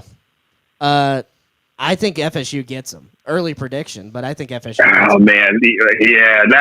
We can. Hey, if you want to put 20 on it, man. I just don't know, because here's my thing. I appreciate what you're saying about Tony White, but at the end of the day, man, it's been like this for many years. Minus like the 2013 national championship year of Florida State. If Tony White had the talent that's on Florida's roster on defense, our defense would be even better. I think there's more talent on Florida's roster on the defensive side of the ball. So, I mean, offense is maybe a different story because we do have a lot of really explosive playmakers. But, I mean, on the defensive side, man, I would take, from a talent standpoint, I'd take the 11 that you guys have on the field and let Tony White, cut them loose. That's just me. I don't know who. I don't know who y'all's DC is. No disrespect. I just honestly don't know. But It's Ron Roberts, think that, and I love Ron Roberts. I hope if whatever happens to Billy, I kind of hope we keep Ron Roberts. I mean, you got to. Florida's defense is the one thing that's made any of these games even watchable. We went to Death Valley, LSU last week, and the defense was the only thing that held it. Same with Miami. I'm an LSU fan, so that was very fun. Yeah, that was very fun. But yeah, man. man, LSU, dude, gotta love LSU. Yeah, no, I'm sorry, I'll let you guys. No, you're good. I was just gonna say, No, hey, you're man, good. You're one of the better call-ins we've ever had. We're an up and coming podcast, and we just fuck around. So this is fun for us. we have you guys have a great viewer. setup. Yeah. Yeah, no, this is cool, dude, because it's like shit that there's hundreds of us that want to do it, and you guys are doing it. So big fucking props to y'all for doing this shit. I mean, that's like just taking that step in the first place to take some balls. I can't, everybody wants to do it, bro, but you guys really got it, and you got a cool setup, and then I got an LSU guy that I can talk to and say, hey, man, 0-2 against Florida State in the last 1 year. But I mean, no, it's cool. It's cool. Just, you got it. No, I'm sorry. No, it's good. Really though, really though. That's a great program, man. That's a hell of a program. So, and typically we do have a third host, and we'll go ahead and plug him since he's not here. Yeah. He's one of the co-hosts for Fox Sports Radio here in town. He does the college football. He's show a in real the ball mornings. knower. So he's our stats guy. So typically we get more stats in here for you, but we're just comedians, and we have day jobs. So we just try to make it funny and comment on what's going on. But that's basically the podcast. Dude. But dude, you've been one of the better call-ins. I will say, anytime you want to call in, you have priority, brother. That was a great. Oh no, dude, I appreciate it.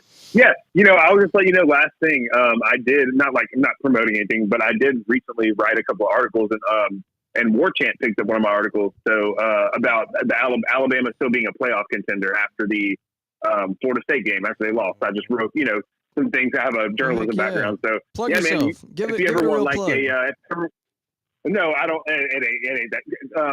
I'm waiting to hear back from 247 about doing some freelance for them. So maybe that could work out. But I will say, if you ever want like a drunk idiot segment, the drunk fan. I feel like that'd be a fun idea. Just get the drunk, hey, this is our drunk fan for 5 minutes that's going to tell you about the Florida State game. You never know. Brother, that's literally what this podcast is built to be. That sounds good. great. Yeah. Thanks, man. Well, I'll be tuning in, guys. I really appreciate it, and it's, Hell yeah, dude. I like the vibe. I'm glad that you two just kind of threw this on my homepage. So, That's what's yeah, up. but best of luck to you guys, man. Hell yeah. You too, Thank you, buddy. Hunter. See you, Hunter. Hell yeah. What a guy. What a nice organic fan. Yeah, we haven't even ran ads, so he's writing articles for War Chant, and he's just deep into the algorithm. You're so far into the algorithm that you found us. Yeah. You are a ball guy. Let's just say that. Yeah, he's a ball knower. That's funny. All right, let's move on. I think we talked a lot about Florida State. They they played Kent State, right? This past week. They blew them out, obviously. Where are we even? We're still at Tulane Ole Miss, baby. Yeah. We brought that up. We talked enough about who gives a the Auburn. Yeah. Wait. Hang on. I gotta hit the sound bite for the who cares. Who cares? Still delayed. Very good. I missed my desktop in here. Tulane Ole Miss. Let's go ahead and talk about that because we talked about it a little bit with the loss. Mm-hmm. Chambliss comes in and fucking destroys Tulane. Kills it. And they're keeping him for LSU. So I think they're kind of keeping it low key right now. They're not saying if Simmons is going to start or if Chambliss is I gonna heard start. it got announced that Chambliss is starting. Is he? That's Okay. what I've seen that, but that could just be Twitter nonsense. As an LSU guy, don't like it. Don't like it? Don't like it. We'll get there. All right, we'll get there in a week 5 picks. That's funny. But I mean, no disrespect to Tulane, right? But I thought they were going to put up a better fight, dude. Well, we all did. Yeah, I almost locked them in because we were there. We were like 11.5. Yeah. What the fuck are we talking about? I'll take Tulane in a dog parlay. We're gonna do that, and then similar score. It was like 56 or 63 to fucking 14 or something like that. I don't even remember. But yeah, great job, Ole Miss. Hopefully, Lane Kiffin, baby. The best head coach of all time. We'll get to Lane Kiffin. Get to Lane Kiffin. Lane, please come to Florida, baby. we need you. We need you on offense. That would be nutty. Yeah, and I would like to keep Lagway, but if you're bringing those two guys over, you might as well just bring them over. Do you know how screwed Ole Miss would be if he left? I think they'd be pretty fucked. They'd be pretty fucked. And I don't know. He likes what he's got going on in Ole Miss anyway. All right. We talked about Florida at Miami. Not much else to... I mean, that was just a Michigan beats Nebraska. Hey, Michigan beats Nebraska 30-27. Box score was a bit of a lie, though. Right. Not that close. There was a Hail Mary at the end of the first half. Yeah. 7 points there. If you watch this game, Michigan ran the ball down Nebraska's throat. Mm-hmm. It looked like my college football 26 dynasty with UConn. You guys doing good? We're doing great. I run the ball and I drain the clock all game. That's all you do. And that's what Michigan was doing in Nebraska. What conference did you put them in? I haven't. I keep rebuilding UConn over and over. I've gone Big Ten. I've gone ACC, but right now I'm still independent. I give it a couple years. I try to be realistic. Independent's cool because you can make your own schedule. Yeah. You're not locked in. Yeah, that's good. But anyway, Arkansas loses to Memphis 33-30. Or no, it was like 32-30. Or maybe it's 32-30. Something like that. Yeah. They had the ball on like the 3-yard line, and they run the ball, and another punch out of the ball. What is it with fumble? these, That's what I'm saying. This week in the NFL and college football, there was like a memo that went out that was like punch the ball this week. And also tell your long snapper to get out of the way so everyone can block the kicks. Yeah, three block kicks in a row, weird. 2 for a return. That was weird. Okay, if you were watching this is a college football podcast, but if you were watching the NFL Red Zone on Sunday, there was a blocked field goal. You're like, why do they keep showing the same play over and over? And then in another game, a blocked field goal returned by Jordan Davis of the Eagles for a touchdown. Which he's like 300 pounds. He reached 18 miles an hour on that. That's scary as fuck. It's a freight train running at you. And then they were like, that's never happened in NFL Red Zone history ever. And then the cherry on top, a third blocked field goal, second one returned for a touchdown. And it covered the spread which is weird. We're living in a simulation. That's all I'm saying. That's I all mean, I'm saying. has there in any league has there ever been 3 blocked field goals in 30 minutes? I think they said it was the first thing, but it's like I never trust the stats because ESPN Yeah. throws stats up all the time where I'm and like, they're wrong. you're not right. Yeah. I've seen it multiple times where I just know in my brain that it's wrong, and then they'll like redo it on the next one, and everyone flames them on Twitter. But it's like, yeah. They're trying to. Also, ESPN Bet, we got to start using a different service for the lines because it'll literally favor teams that no other bookie is favoring. I know that's why we got the Nebraska win because ESPN had 3.5, all the other bookies had 2.5. So yeah, we got that win. ESPN Bet is weird, but yeah, Arkansas, that's a fucking bummer, dude. South Carolina. Now, well, I will say Memphis with that win, schedule moving forward. They poised themselves to be one of the group of 5 team in the playoffs. So I think we need to see more group of 5 teams in the playoff after what we saw them do last year. I mean, I mean, I don't know. I like it. I like it too. But dumb call. I think you take a knee. I think you take the knees and then kick the field goal if you're Arkansas. But yes, we can move on.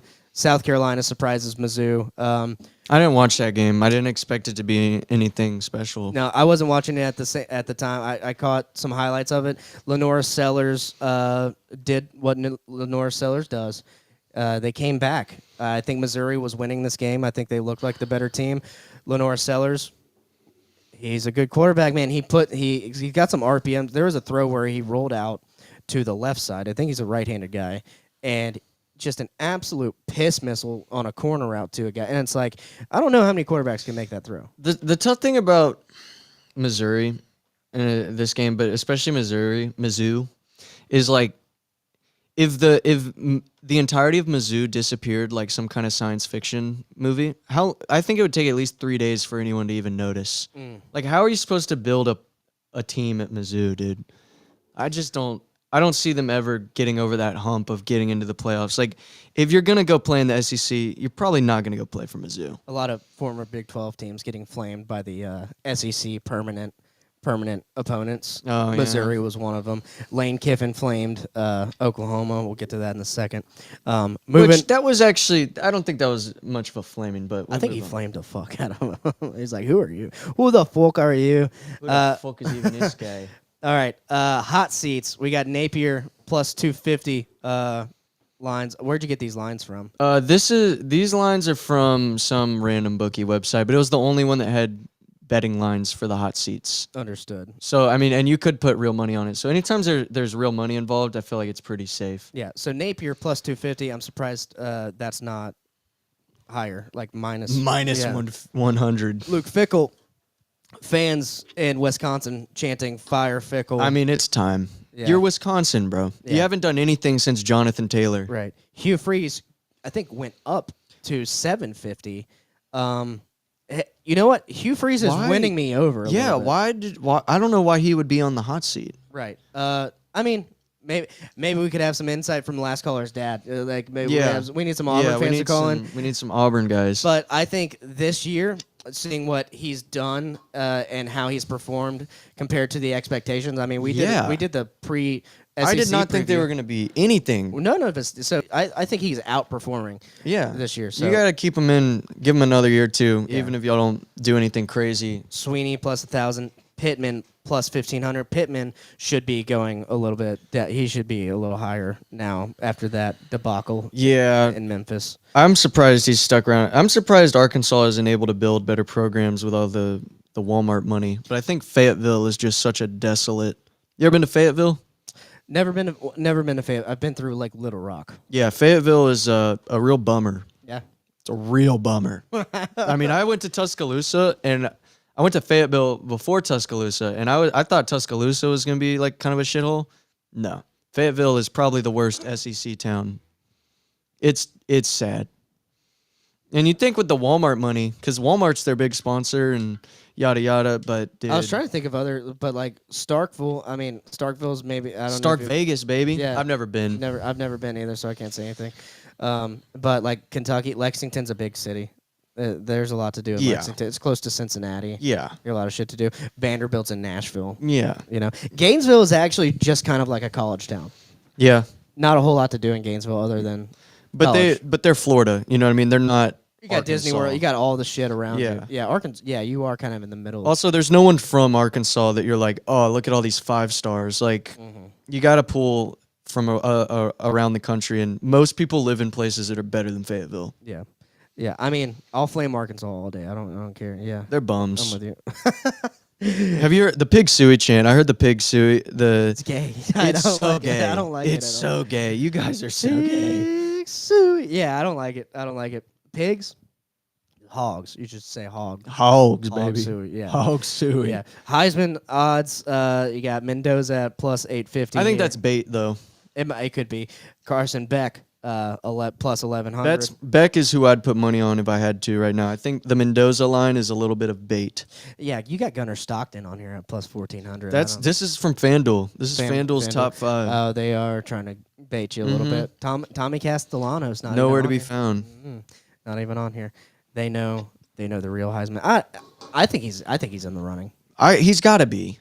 But I would say Mendoza's up there, and I want to say Ahmad Hardy, Missouri's running back. No. He's running so hard. This is what I'll say. I don't care what a running back does. After last year, I think it's proved for some reason they will not vote for a running back to be Heisman. Oh no, I agree with you. They're like, not to say that he won't be able to in the fan vote win it, but like if you didn't vote Ashton Genty last year, like that proves that they're just not going to let a running back win the Heisman. Right. You know. Yeah. No, I agree with you. What I'm saying is, they should be looking at more than just quarterbacks. I'm just seeing quarterbacks. They should. They should, but I mean Jeremiah Smith. Yeah. And but yeah, dude, it seems like if you're a running back, you are not winning the Heisman. Yeah.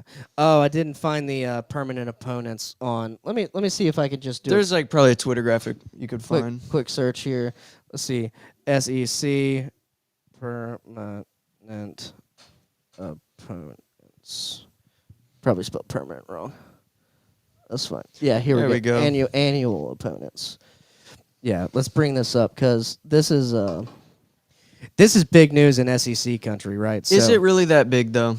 I think so because you're moving to the 9-game schedule, right? And okay, so start off with Alabama. They get Auburn, they get Tennessee, so that's their 2 rivals, and they get Mississippi State. So. I mean, whoever the fuck gave Alabama Mississippi State every year, go fuck yourself. Yeah, you're an idiot. Eat my ass. It should have been my Georgia. Fucking ass. It should have been maybe LSU, maybe Ole Miss. The thing about LSU, Alabama, we're good. So you guys play Alabama every year.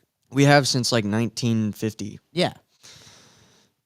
And we will. Here's the thing. I don't think this is that big of a deal because, yes, we're moving to 9 games, but money talks. They know what matchups people want to see. They've already announced that LSU is playing Alabama next year. We've already announced we're playing Texas. It's one of those things where they're still going to get those games you want to see. You know, they still have 6 other slots to fill. Okay. Arkansas gets Missouri, Texas, That's fair. LSU. That's a fair. LSU, you kind of got to put it in there. It's a traditional battle of the Golden Boot. Yeah, no you guys one got a gives a trophy. fuck, but You got to see if you want to protect your rivalries. If you want to protect your rivalries, make a trophy. make a physical trophy that you can pass around. Make a trophy. Auburn gets Alabama, Georgia, good old fashioned hate, and Vanderbilt. Why? So, fuck you again. Fuck Yeah. you. Florida. Here's where I'm mad because Florida has so many rivals. Tennessee being one of our oldest rivals in the SEC, and same with LSU. I guess we get Georgia, obviously outdoor cocktail party, South Carolina and Kentucky. I'm not mad about this as I'm a not Florida mad. fan because those teams aren't going to be as good as say Alabama. Fuck that guy. Alabama and whoever LSU every year, right? Yeah, but I mean, But to not have Tennessee on there, as a Florida fan, Tennessee is one of our big rivals, man. you could have dropped Kentucky, although that is a good game usually, I feel like. But you could have dropped Kentucky, put Tennessee in there, let Tennessee play. Yeah. Yeah, Georgia gets Auburn, Florida, South Carolina. I mean, they get 2 rivals. Kentucky gets Tennessee. That's a rival. And South Carolina. That's a rival. LSU gets Arkansas, Ole Miss, Texas A&M. Tell me how you feel about A&M being on there as a permanent. I like it, actually, the last 10 years, because that's when I've been watching LSU. I'm a young man. Last 10 years, that's been a good game. And that's been a game I look forward to. And it feels like a new rivalry, you know. There's a lot of trash talk. I'm really happy. Really, I'm glad they protected the Magnolia Bowl, because that is, I mean, I'm on LSU Twitter, and dude, I've never seen hate like this. You don't see hate from any other team like Ole Miss when LSU plays them. Even Bama doesn't. Dude, Ole Miss has been bringing up Kieran Lacey, the guy that killed himself. Yeah. Like, it's crazy. The kind of slander that's been being thrown around, it's really exciting. Being dirty rebels. Being dirty Confederates. They are Confederate rebels. That's what They're are. literally Confederates. Jesus Christ, Ole Miss. That is just That's kind of crazy. classless. Yeah. And it's funny how everyone got mad about Colonel Reb, their little guy, and it's like, you gotta tone it. You can be the rebels, but you gotta tone it down. Yeah. You're the rebels. Y'all flew the Confederate flag until like 5 years ago. Like, for a while. You gotta cool it down if you want to keep your name. It's like they forgot, and then someone came in and they're like, hey, you know you're doing that? And they're like, oh shit, yeah. That flag is still Oh, there. don't you worry about that. You don't gotta worry It's about Southern that. heritage. It was about the economy Right. of slaves. Yeah, I mean, I don't think that you should change anything now. No, to me, it's- because like they changed Florida Gators Gator Bait band chant like fight song. Why? No, Yeah. Because like they thought that it was racist, and they were saying that it has ties to people throwing black people in swamps and having them ate by gators. Oh, come on. And they would call them Gator Bait, and it's like no one's thinking about that. no one's saying that. That's not what anyone's saying, guys. Yeah. All right. Mississippi State moves on to Ole Miss, Vanderbilt, Alabama. Tough draw on Alabama, Mississippi State. Missouri gets two of their Big 12 old rivals in Texas. keep that. Yeah, that's good. That's good. And Arkansas, old Big West. Really? Yeah. So Southwestern Conference rival. Oh. So yeah. Okay. Because Arkansas goes back to the Southwestern Conference. Okay. Oklahoma, they keep. The Texas, Oklahoma one is weird. Obviously, you got your Red River, but I get where they're coming from, because like, who else are you gonna? You know? Missouri's good. Old Miss is weird. That is weird. Ole Miss is weird. I think you literally have to go Big 12. You go Texas A&M, Missouri, Texas. Yeah. They The should fuck's have- wrong yeah. with you? I agree. The fuck is wrong with you? Ole Miss gets State, LSU, Oklahoma. Yeah. Which again, other than Oklahoma, that's a good, Yeah. makes sense. South Carolina one makes sense. We already They covered kind of that. got screwed by Georgia and Florida. Yeah. Yeah, that sucks. Tennessee, Alabama, Vanderbilt. That's fine. They get two rivals. It should be Florida instead of well, no. They have the best. They probably They got all three rivals. Yeah, they probably have the best perma schedule. They got all three rivals right there. Texas's perma schedule's not bad either. No, not makes bad. sense. Texas A&M Makes not bad. sense. Yeah, maybe this Vandy. was the best one they could do. I mean, and again, you got 6 other SEC games to fill, so it's like, you're gonna be fine, guys. You're gonna get your games you want to see. We're gonna see Bama Georgia play probably at least every other year. We're gonna see Bama LSU play, and I would go as far as to say every year. UF Same with- FSU is a staple.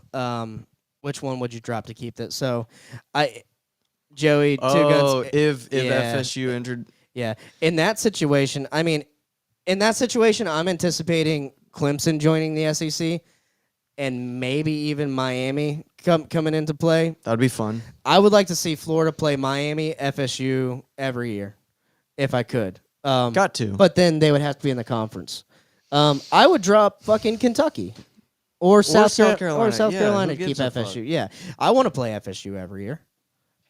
I You grew up can't- with that. You can't seriously tell me that a Kentucky and South Carolina rivalry is more important than FSU or Miami. Like, get out. No, get out of town. And with those 6 games, that's who they're gonna fill it in. Like, it's okay. And this will be. I heard this is gonna be reevaluated every 4 years. It should. And then Clemson, if you got Clemson in the SEC, South Carolina's got a built-in in-state rival there. So that's why And I'm 4 all years for will that. give us a good amount of time to see like who rises to the top of the SEC and who kind of falls away. Because they did say that they're gonna they're focused on like strength of programs. Saying FSU gets Tennessee so much great history. I think FSU should get Tennessee, or FSU, LSU, FSU, Auburn, FSU, Alabama.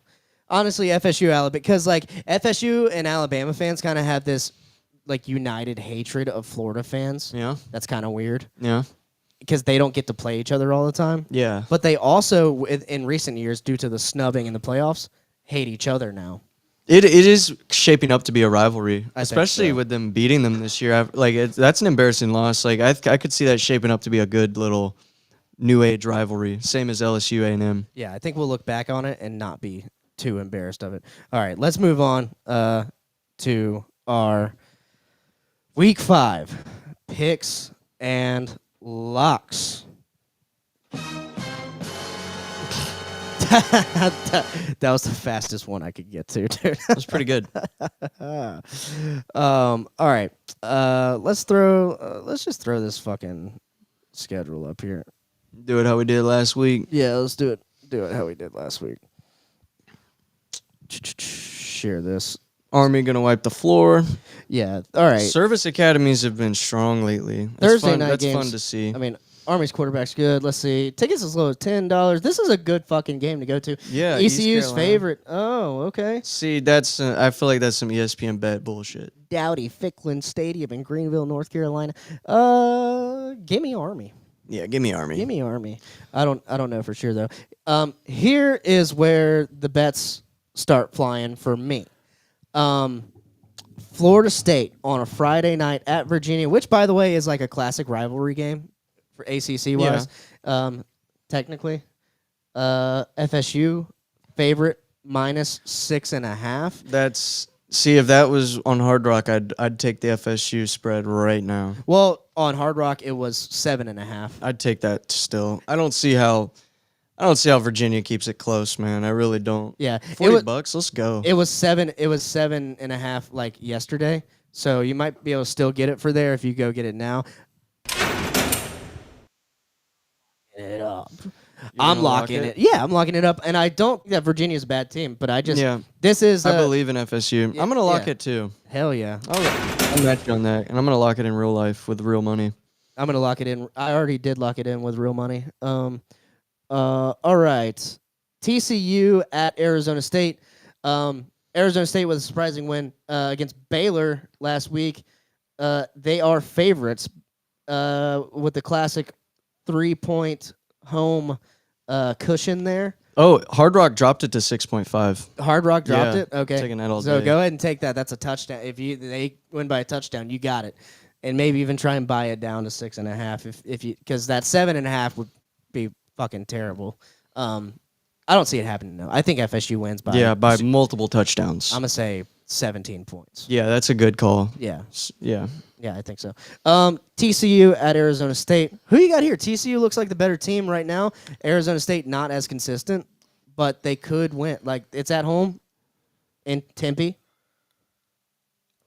I like TCU. I like TCU I haven't also. been watching either of these teams very closely, but it's TCU does look like a better team. I get that it's at Arizona, but it's not far away. Like I don't really care about that in this kind of game. Nope. I got TCU as well. And Arizona State is favored. I'm going to throw a little money on the TCU to win. I mean, this is a good little Friday night parlay. FSU to win, TCU to win, Houston to win. Yeah. That's what I'm thinking. Because Oregon State's 0-4. Houston is minus lock that 13.5. too. I'm going to throw a little dollar on that. Oh, you're going to lock? That's a good little 3-leg. Which one are you going to lock in? Oh, no. I'm going to lock in that parlay you lock just in- said. okay. I threw $1 on it. That was a fake lock for me whenever I go back and listen to this for the real locks.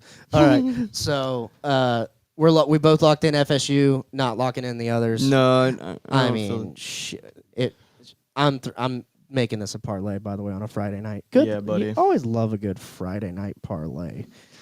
ASU all day for me, says Hunter. UVA runs a lot of mesh, and that 3-3-5 should give them trouble. That mesh concept is what Wake Forest was running there for a while. That was giving Norvell team some trouble. Did they get the Wake Forest coach? I thought Wake Forest still runs the mesh. Speaking of Wake Forest in the mesh, Georgia Tech going to Wake Forest. They are minus 13.5 favorites. I like Georgia Tech to win here still and continue rolling. Yeah, I like them to win. I don't know about the spread, not because I don't think they're that great, but the style of football they play. Yeah, you exactly. know, to bring up my UConn dynasty again, we oftentimes we control the whole game, but we'll win by 3. But that's the whole plan. You know what I mean? Like, and that seems to be Georgia Tech's theme right now. You know, they're gonna control the game. That Clemson game, they controlled the game. Yeah. Won by 3. You know, like I think I could see something like that happening. Not crazy about that spread. I completely agree with you. All right, we got USC at Illinois early in the morning. Illinois looking to bounce back, and USC I think looking to get their first ranked win of the season. Yeah, I'm not crazy about USC. It looks like a classic Lincoln Riley team. You know, they put up like 42 on Michigan State, but they let up like 30 something. So it's like Illinois seems like a more complete football team. I still like their offensive line. But that's why I'm going to put a bookmark in this, and I'm going to potentially lock the over at 60.5 points. Ooh, I like that. That's what I'm saying. So I'm gonna earmark this because I didn't have time to do my locks beforehand. So we're doing locks on the fly, but I like the over in that. It's a potential lock for me. And if you're hanging out in Champaign, Illinois, go get you tickets for $38, baby. What are you gonna do? Yeah, what else you gonna do, dude? Yeah, 38. Yeah. All right. Notre Dame at Arkansas. Arkansas looking to bounce back from that heartbreaking loss. Notre Dame is favored minus 4.5 on ESPN Bet. I mean, give me Notre Dame. Yeah, give me Notre Dame with the points. I'm not gonna lock it, but like I don't know, dude. Arkansas, they're probably a little demoralized and not in a good way. But this is one of those games where it's like Sam Pittman teams. It's like this is your time to shine. So I don't know. Notre in Dame, the trenches. Notre Dame still have their eyes on the playoffs, and they know they have to win out. Yeah, and a focused Notre Dame is pretty good. I have a weird feeling that Arkansas could win this game. Think so? Yeah, I do, but that's why I'm not touching it. Yeah. I mean, obviously the favorite's Notre Dame, but I just don't. That is a low point spread for Notre Dame too. Vegas seems to be agreeing with you. Yeah, don't count Arkansas out there. Rutgers at Minnesota. I like Minnesota. I like Minnesota too. Rutgers almost beating like that game against Iowa. That was just some death throws. Like I don't know. PK Flex rowing the boat too. Yeah, he's still rowing the boat. Yeah, so we're gonna row the boat. Another 11 a.m. We got some decent games at the 11 a.m. spot. Duke at Syracuse. To me, really good game. Syracuse coming off that win against Clemson. Duke's favorite. Yeah, nah, give me Syracuse at home. That's what I was thinking, man. Let me look at that on Hard Rock. Yeah, tell me what it is there.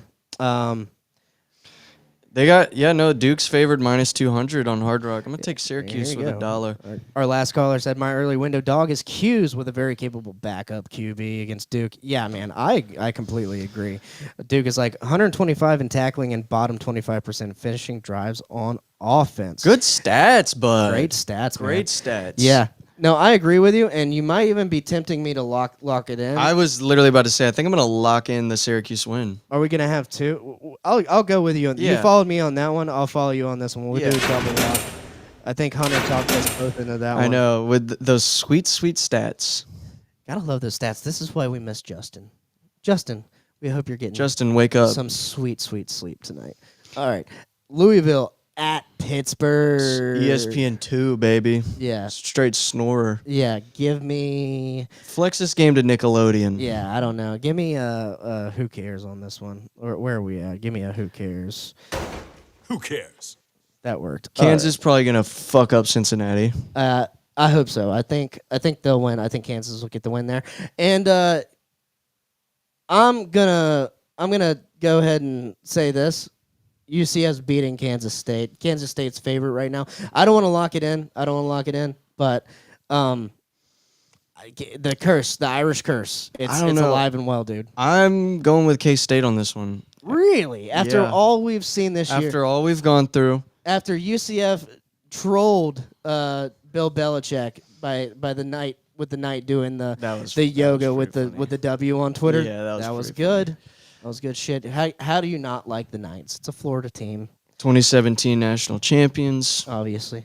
Okay. Well, we're not locking in, so we'll move on. I like UCF. You like Kansas State? I do like Kansas State, but I won't lock it. Shot but game? Potential shot game. Let's we'll see what potential. Move on. South Alabama and North Texas. I just want to highlight this because North Texas is 12.5 point spread, and they're fucking murdering it. They are throwing the book at teams. Let's move on. Let's skip Ohio and Bowling Green, even though that would be Ohio and Bowling Green would be a good game to watch Put too. that By game the way. on Tuesday. Mac needs to go back to Tuesdays. There's no action on Tuesdays, and it hurts my soul. Or Wednesdays, dude. Make it a Wednesday night. Anything. We could be watching it in here Anything. too. Yeah. Utah State at Vanderbilt. I know you want to talk a little bit about Vanderbilt and what they did to Georgia State last week. I don't even have any. I wanted to ask you a question. How good is Diego Pavia? Yeah, Pavia. I like Pavia. Okay. And what I mean by that is because I saw someone tweet about once Diego's gone, Vanderbilt's gone. Is he that good? Is Diego Pavia so good that once he's gone, Vanderbilt can't be the same team? No, I mean I think I've had this take before, and in the NIL era, I think Nashville is one of those cities, kind of like Atlanta with Georgia Tech. Those teams are the kind of teams that can drum up a lot of like local funding and support to bring in transfers, right? Yeah. And I love what Clark Lee's doing. If you look at him, he's an alumni of Vanderbilt. He wants to coach at Vanderbilt. Yeah. This is his dream job. And I think we could see another type of Diego Pavia that they get from the portal. You know, once you watch Diego do that, if you're that kind of quarterback, you go, okay, that's a good system for me to come run around in. Imagine with me for a second this real quick. Florida brings in like Lane Kiffin. Lane brings in all of his Ole Miss quarterbacks and guys. DJ Lagway goes to Vanderbilt. Or somewhere. But DJ Lagway under like Clark Lee, that could work.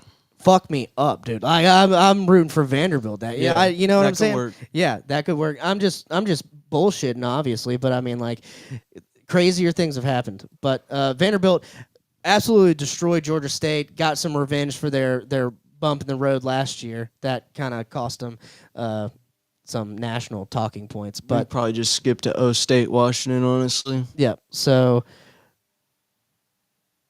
I mean, man, Justin isn't here to talk about this game, and he has been super high on Washington all year, and he's part-time Ohio State fan. I was excited to hear his take on this because he's a big Washington guy right now, but Ohio State's Ohio State. What's the spread on here? Ohio State minus 7.5. I mean, listen, guys, Washington looks good, but do they look that good? I mean, Ohio State could easily put the points on them, I feel like. You let and again, it's a rivalry, but you let Washington State score like 27 or 33 on your head. Like, yeah. Ohio State's going to find your weaknesses and exploit them. I don't know. I think there's a reason Washington's undefeated and unranked. I like Ohio State to win. I like Washington plus 7.5. No, In a weekend of dogs, I would throw them in like a second dog parlay. This is how the degenerate gambler in me looks. It's like I would love to see it.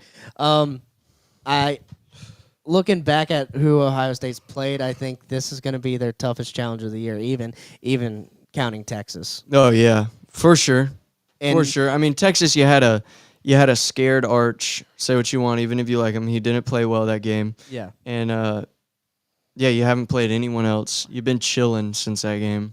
Hunter, you're being a stand-in for Justin today. Ohio State has never won in the early window in the Pacific time zone. Never. Whoa. That's a crazy stat. Where are you finding these stats? Is this the early window or is this the 2:30 Fucking p.m. Rain window? Man. Is this the 2:30? That's a weird game to play. Weird time to play a football game. Well, I guess on the Pacific. Oh, yeah. It's 12. It's like 12 Pacific time, right? Yeah.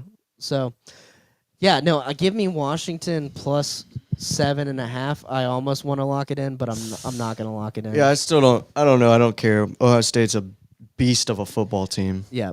Now, I'm gonna let you shine on this one. Tell me. Well, and we have something to pull up, so I'm gonna let you rant a little bit. LSU going to Ole Miss. Mississippi is favorite minus 1.5. You know what? Ole Miss is favored in this game, and I did not put any money on LSU. That should tell you a lot. Our defense has been good, but we haven't played anyone where the quarterback is running around like Trinidad was running around. You haven't played anyone who's sick, like put their daughter on your best defensive player. This is a Ghislaine Maxwell honeypot right here, dude. Right. This is she's a Mossad agent. I do not like this. I do not like this at all. Almost like a young Britney Spears in the face. She's beautiful. So is Whit Weeks. Look at that. Look at that. What a gentleman. Not a beer in hand. That is some sort of a prime or like athletic. Yeah, drink no, or he's a something real like that. athlete, man. Yeah. Happy. Distracted. Here's the thing. Here's what I don't like. Here's what I really don't like. She's If gonna be you're rooting Lane for Kiffin- LSU, dude. She's gonna be rooting for LSU. Well, against no, Lane Kiffin. she is in a sorority at Ole Miss, so it's gonna be tough. Oh. That's gonna be weird. Yeah. If she's gonna be in the student section, if she's in a skybox, she's definitely rooting for LSU. Here's the thing, though. If you're Lane Kiffin, and you know a D1, not only D1, an SEC, an LSU starting linebacker is turning your daughter into mac and cheese.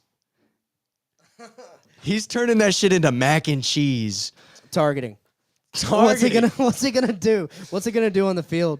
Is he gonna get thrown out first play? Lane Kiffin is probably drawing up the most devious offensive schemes you've ever seen in your life right now. He's probably working like a detective right now, smoking cigs. He's got a pot of coffee. He's drawing up the nastiest. He's got the lines going. Yeah.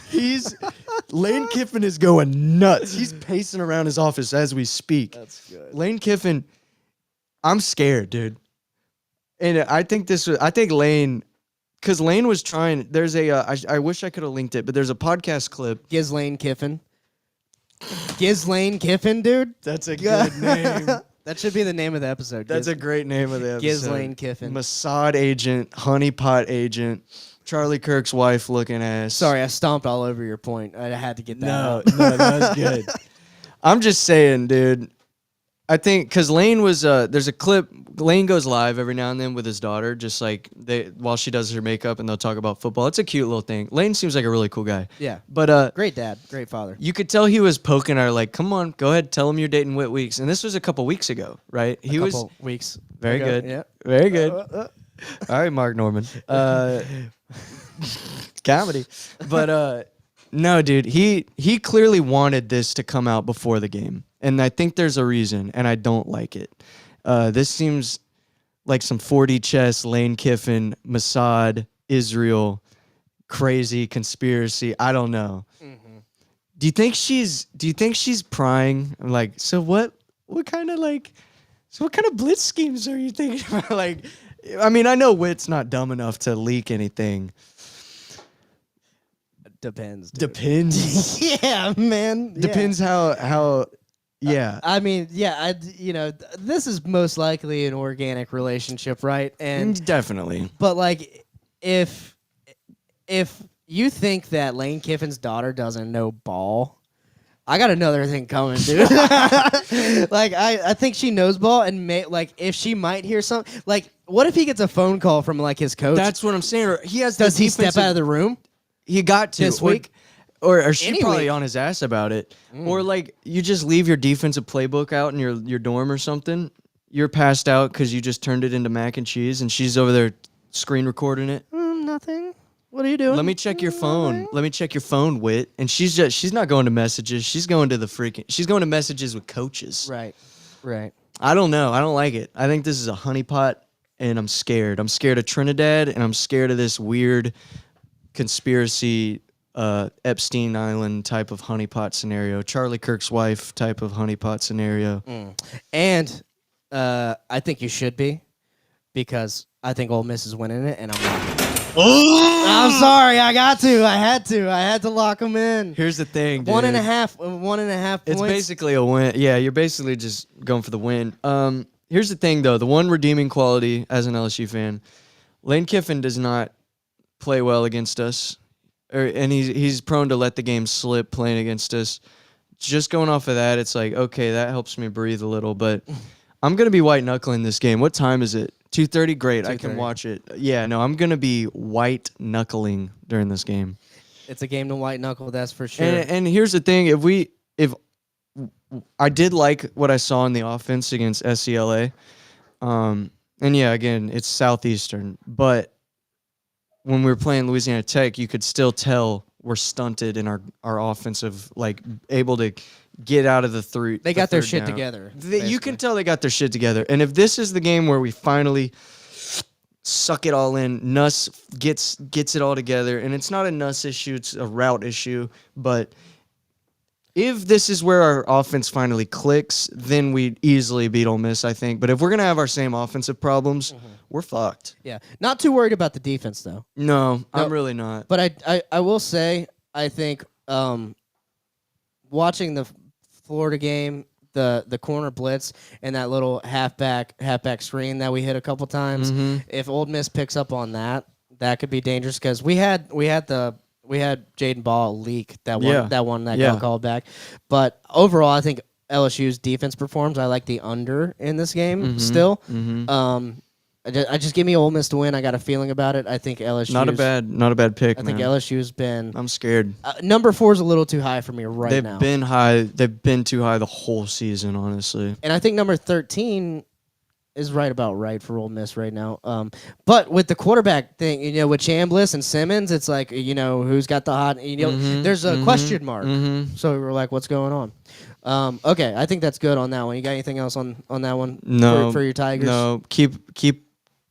Think with your right head, Wit. Yep. So the very next game, is he going to be texting her during halftime and shit like that? That's great. Did you see the clip from last year where Wit, it was like on the sideline, Witt tackles the guy, he pops up, and Lane Kiffin is right there, and he starts saying something to Lane, and Lane is just like, no, and a lot of people are theorizing that it had something to do with Landry. Oh my God, you don't want to do that. The LSU players, there's black guys holding him back and pulling him back to the sideline. I feel like he was saying something outrageous about turning that shit into macaroni. You don't even want to do it. You don't want to go there, right? That's he's still your girlfriend's dad, right? You still got to see him. Right. You know what I mean? What if Lane Kiffin convinces him to fucking transfer to Nah, Ole Miss? he got he already got blood at LSU, but that's true. But dude, there's a lot of it's gonna, and you already know it's gonna be the whole talking point of the whole game. See, this is a good multi-screen. I mean, your 2:30 slate is your wild. 2:30 window. Your 4 screens: Washington, Ohio State,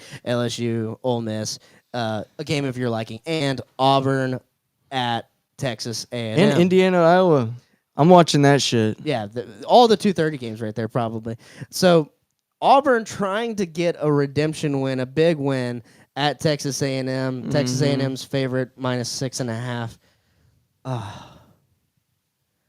God, I hate it for Auburn, man. I like Auburn in this game. I'm not gonna lock it, but I do like Auburn in this game.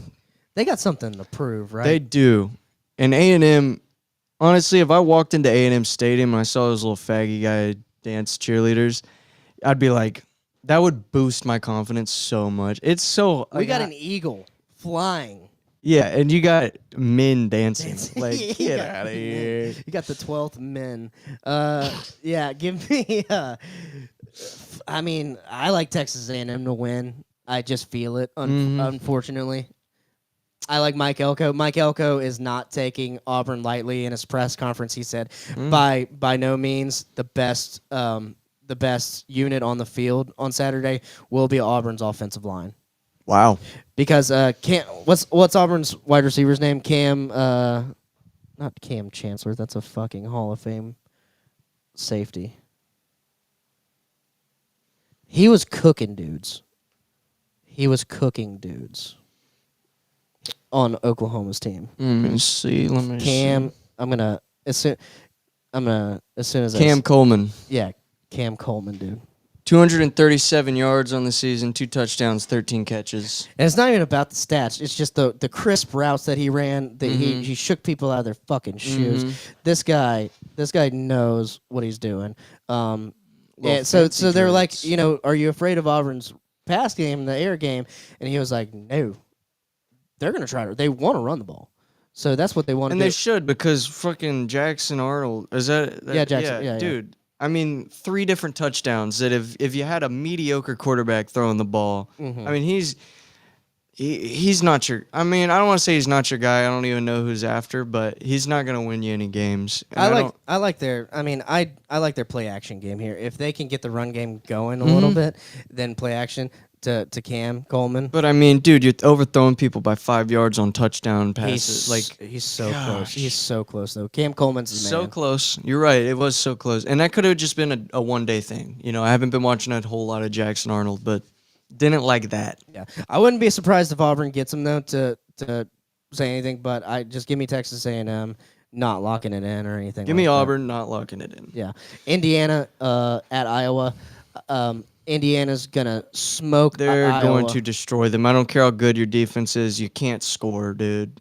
You're dead in the water, Iowa. And actually, I'm gonna lock it in. Oh, you said it before me. Damn it! I was thinking about it. To be fair, I was thinking about it for a while. So we have locking in the spread.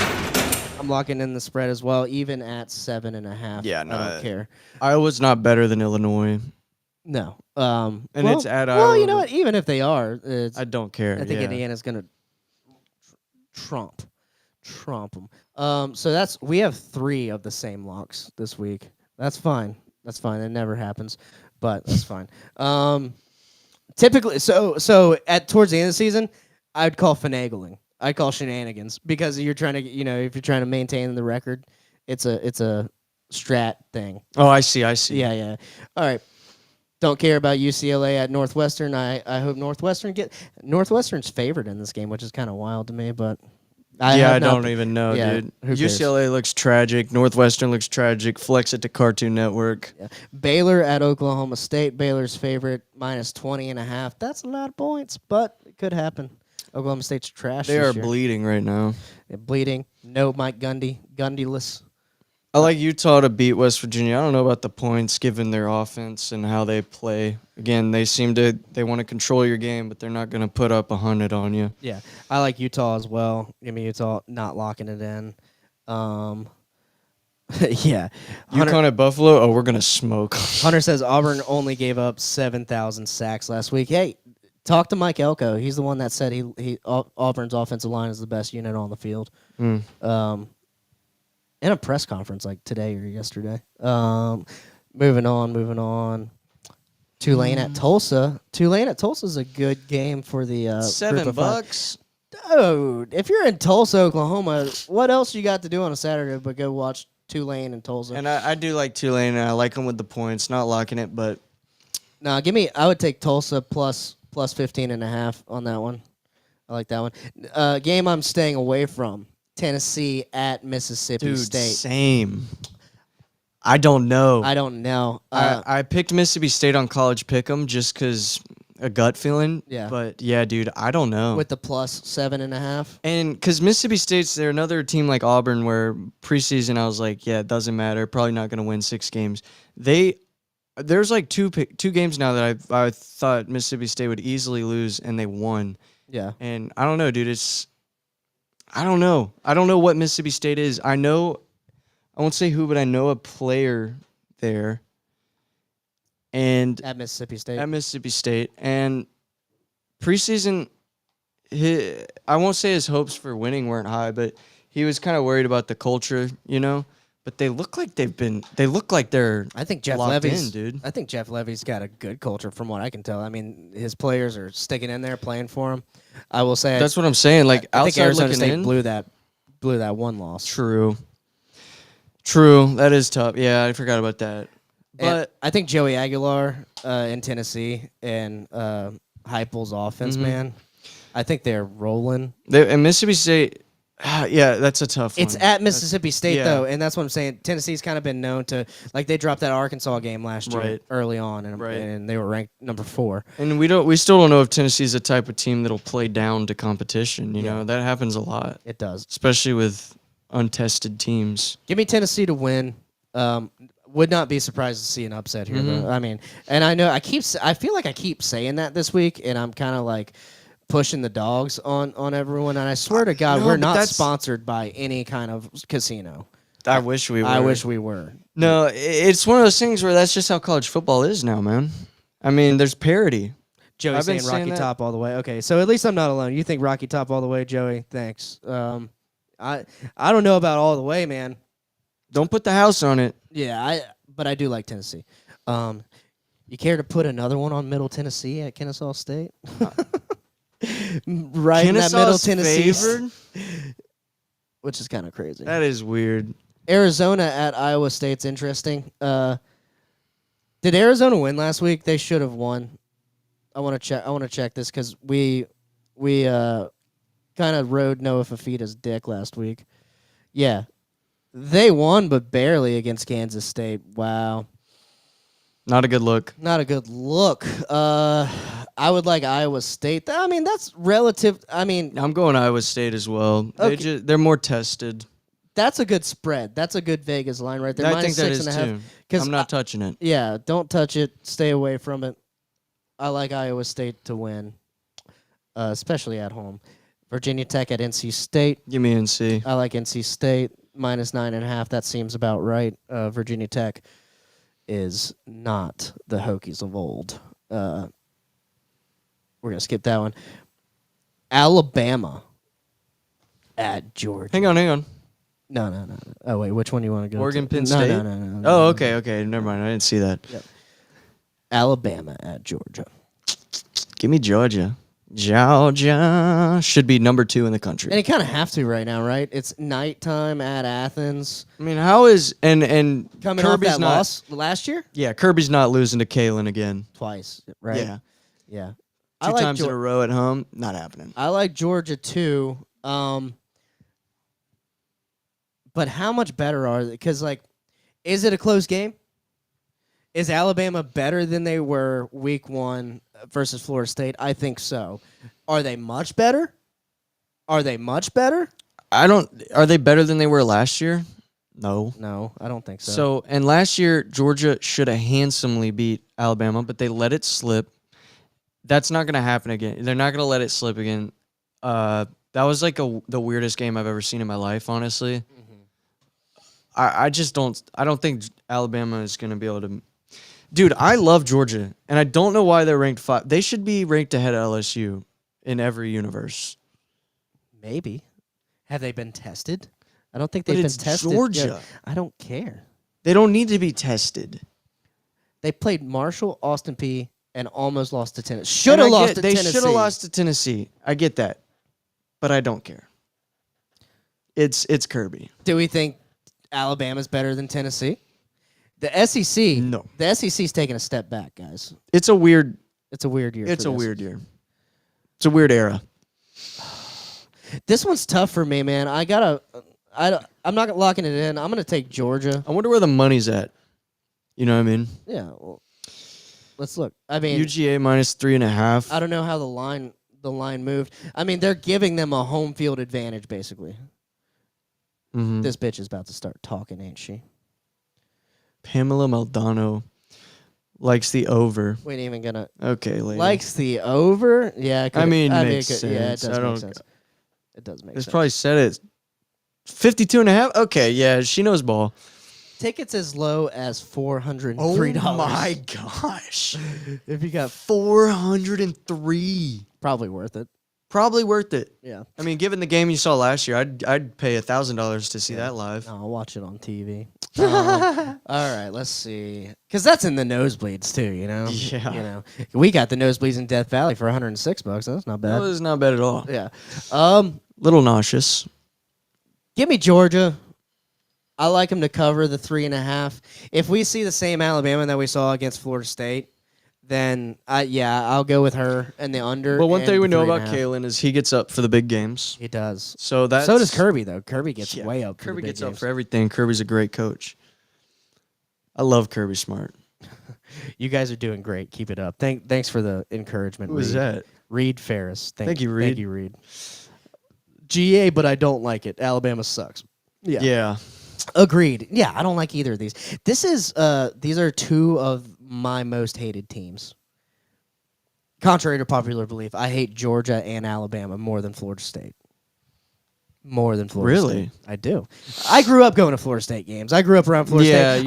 If I go to Florida State games, I'll get into I'll do the fucking chop, dude. I'll get into it. Yeah. Hate them when we play them. Right. And sometimes I'll root for them to lose against Miami or some shit. Yeah, Like, because I yeah. just get that feeling. I'm like, Yeah. oh, I don't like them. Yeah. You know, but Georgia and Alabama by far hate them. Hate them the most. Hate bowl. Hate, hate, hate. You got Georgia too? All right. Yeah. Yeah, let's move on. Massachusetts at Missouri. Who cares? Kentucky at South Carolina. Give me South Carolina. Yeah, give me South Carolina. Probably going to cover as well with Lenore's back. Your late night game that we get is 9:15 on ESPN. BYU ranked 25 in the nation at Colorado. They are favorite -6.5, and I like that a lot. I do too.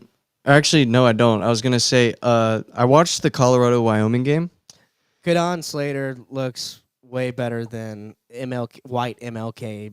He looks like a whatever you wanna call beast, him. dude. Yeah. I mean, they were showing the way he was making 3 reads in 7 seconds and getting the ball out. He's good, and he's got wheels. I mean, the dude is everything you want, especially. And then, dude, Colorado. I didn't realize Colorado at night. Them jokers were getting up for that game, bro. They're stoned. I mean, Colorado. The I know a gummies- guy. I know a guy that went to Colorado, and I want to hit him up and ask him about the vibe because it's like. Just seeing it on TV, like those kids, they haven't had a football team to root for in so long, and now they got Dion, and it's like, yeah, they're not a playoff contender necessarily, but that's if you're a Boulder kid, like you're getting up, dude. Colorado's on Ranked my bucket team. list of stadiums to go to just because of the scenery in the background. It's beautiful. Yeah. I never knew that. I never watched a game at Colorado, but Colorado that late, those dudes are getting up for that game. You think they pull the upset here? Yeah, I want to lock in Colorado. Whoa! As a Colorado hater, whoa, I'm locking in Colorado because I hate Mormons more than anything. Well, freaking fake Christians. Well, you guys are about to get soaked, dude. The Mormons are coming to town, and I hate BYU more than any team in the world because Mormonism is a truly evil religion. The nicest people, though. They seem like decent people, but you can't disrespect the Trinity and get away with it. Fuck the Mormons. We're going to church. All right, taking y'all to church. And by the way, one of our former co-hosts, Davis, who watches he a the show Mormon? he's not a Mormon, but his wife's like brother-in-law, or his brother-in-law, I guess. Okay, would say, tell yeah. him to enjoy the Mountain Dew. And I fag. think he used to play for. Enjoy your soda, faggot. Can't drink coffee because a 14-year-old prophet told you so. Okay, buddy. Yeah, shut the fuck up. He used to play for BYU too. I'm pretty sure. But give me BYU. This could be the shot game. You want to do the shot? You want to do the shot game? Yeah. This is a fun shot game. All right, fuck good. Mormonism. Yeah. This is a great. I'll take shots during this at 9:15. Hell yeah. Yeah, you know who won't? BYU. Yeah, exactly. Come be Catholic. We can gamble. We can drink. You go confess. Here we go. All right, game of the week. We're getting pixelated. I got 4 locks right now, right? Yeah, you're at. Yeah, 4. I want to lock on the game of the week. Yeah, I have strong feelings about game of the week. So I'm at 3, and I'm gonna go ahead and exercise that lock from earlier. The over on the USC Illinois game. I'm locking that in, and we're gonna pull up our game of the week, guys. This is the 6:30 time slot with Alabama and Georgia at the same time. Oregon goes to Penn State. This is a That's great pitiful. 50-50. Let me tell you what. This is not game of the week. This is gonna be a boring game. You're gonna your attention's gonna be lost by halftime. You're gonna be watching Georgia Bama, because Oregon is gonna destroy Penn State. Oregon is the best team in the country, in my opinion. Okay, I like where you're going with this. Oregon is the best team in the country. This is foul. I don't care that it's a whiteout. Penn State is nothing, okay? I do like that they're utilizing the whiteout. That is good. On a good game. That this is time. good. But Penn State, I don't know. Yeah, they got a great fight song. They got a great stadium atmosphere. Play Mo Bamba. Oregon's going to run the ball all over you. BYU to cover. Logan V. Davis. Soakers. Ducks. Joey with the all the chats, dude. Hell yeah, Joey. Yeah, I don't know, dude. I just don't see how Penn State is ranked this high. First Big Ten game of the year. Mm-hmm. Who have they played?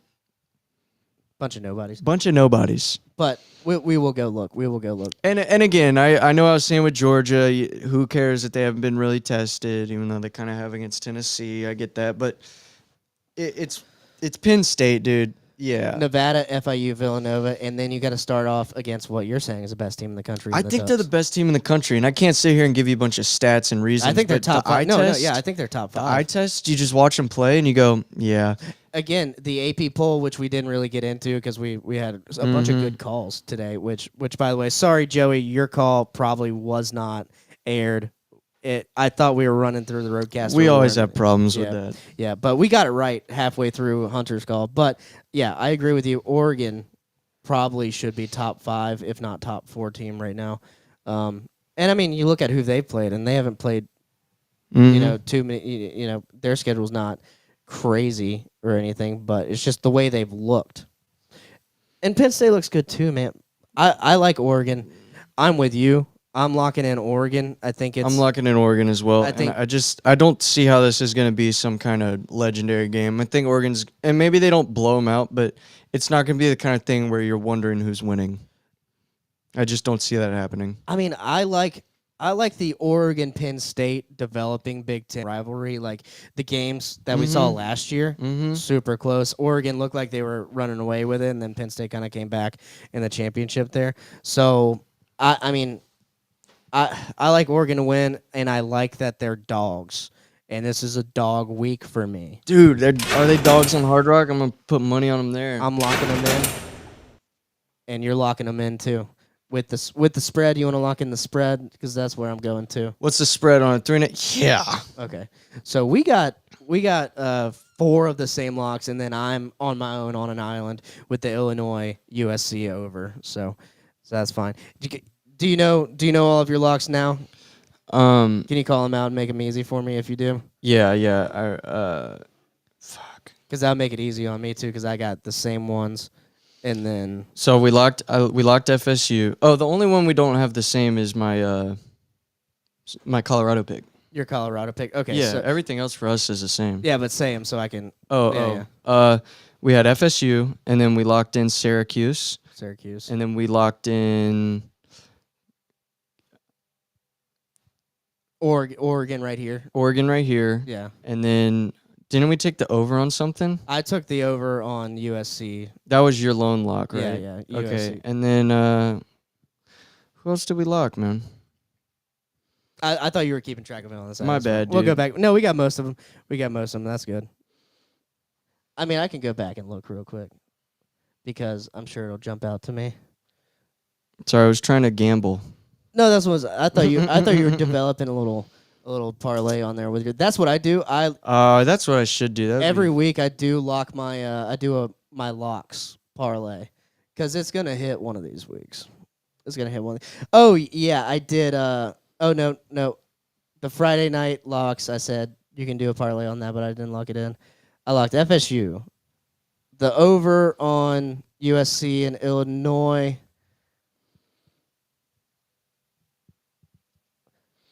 Did not lock Washington. Oh, I locked Ole Miss.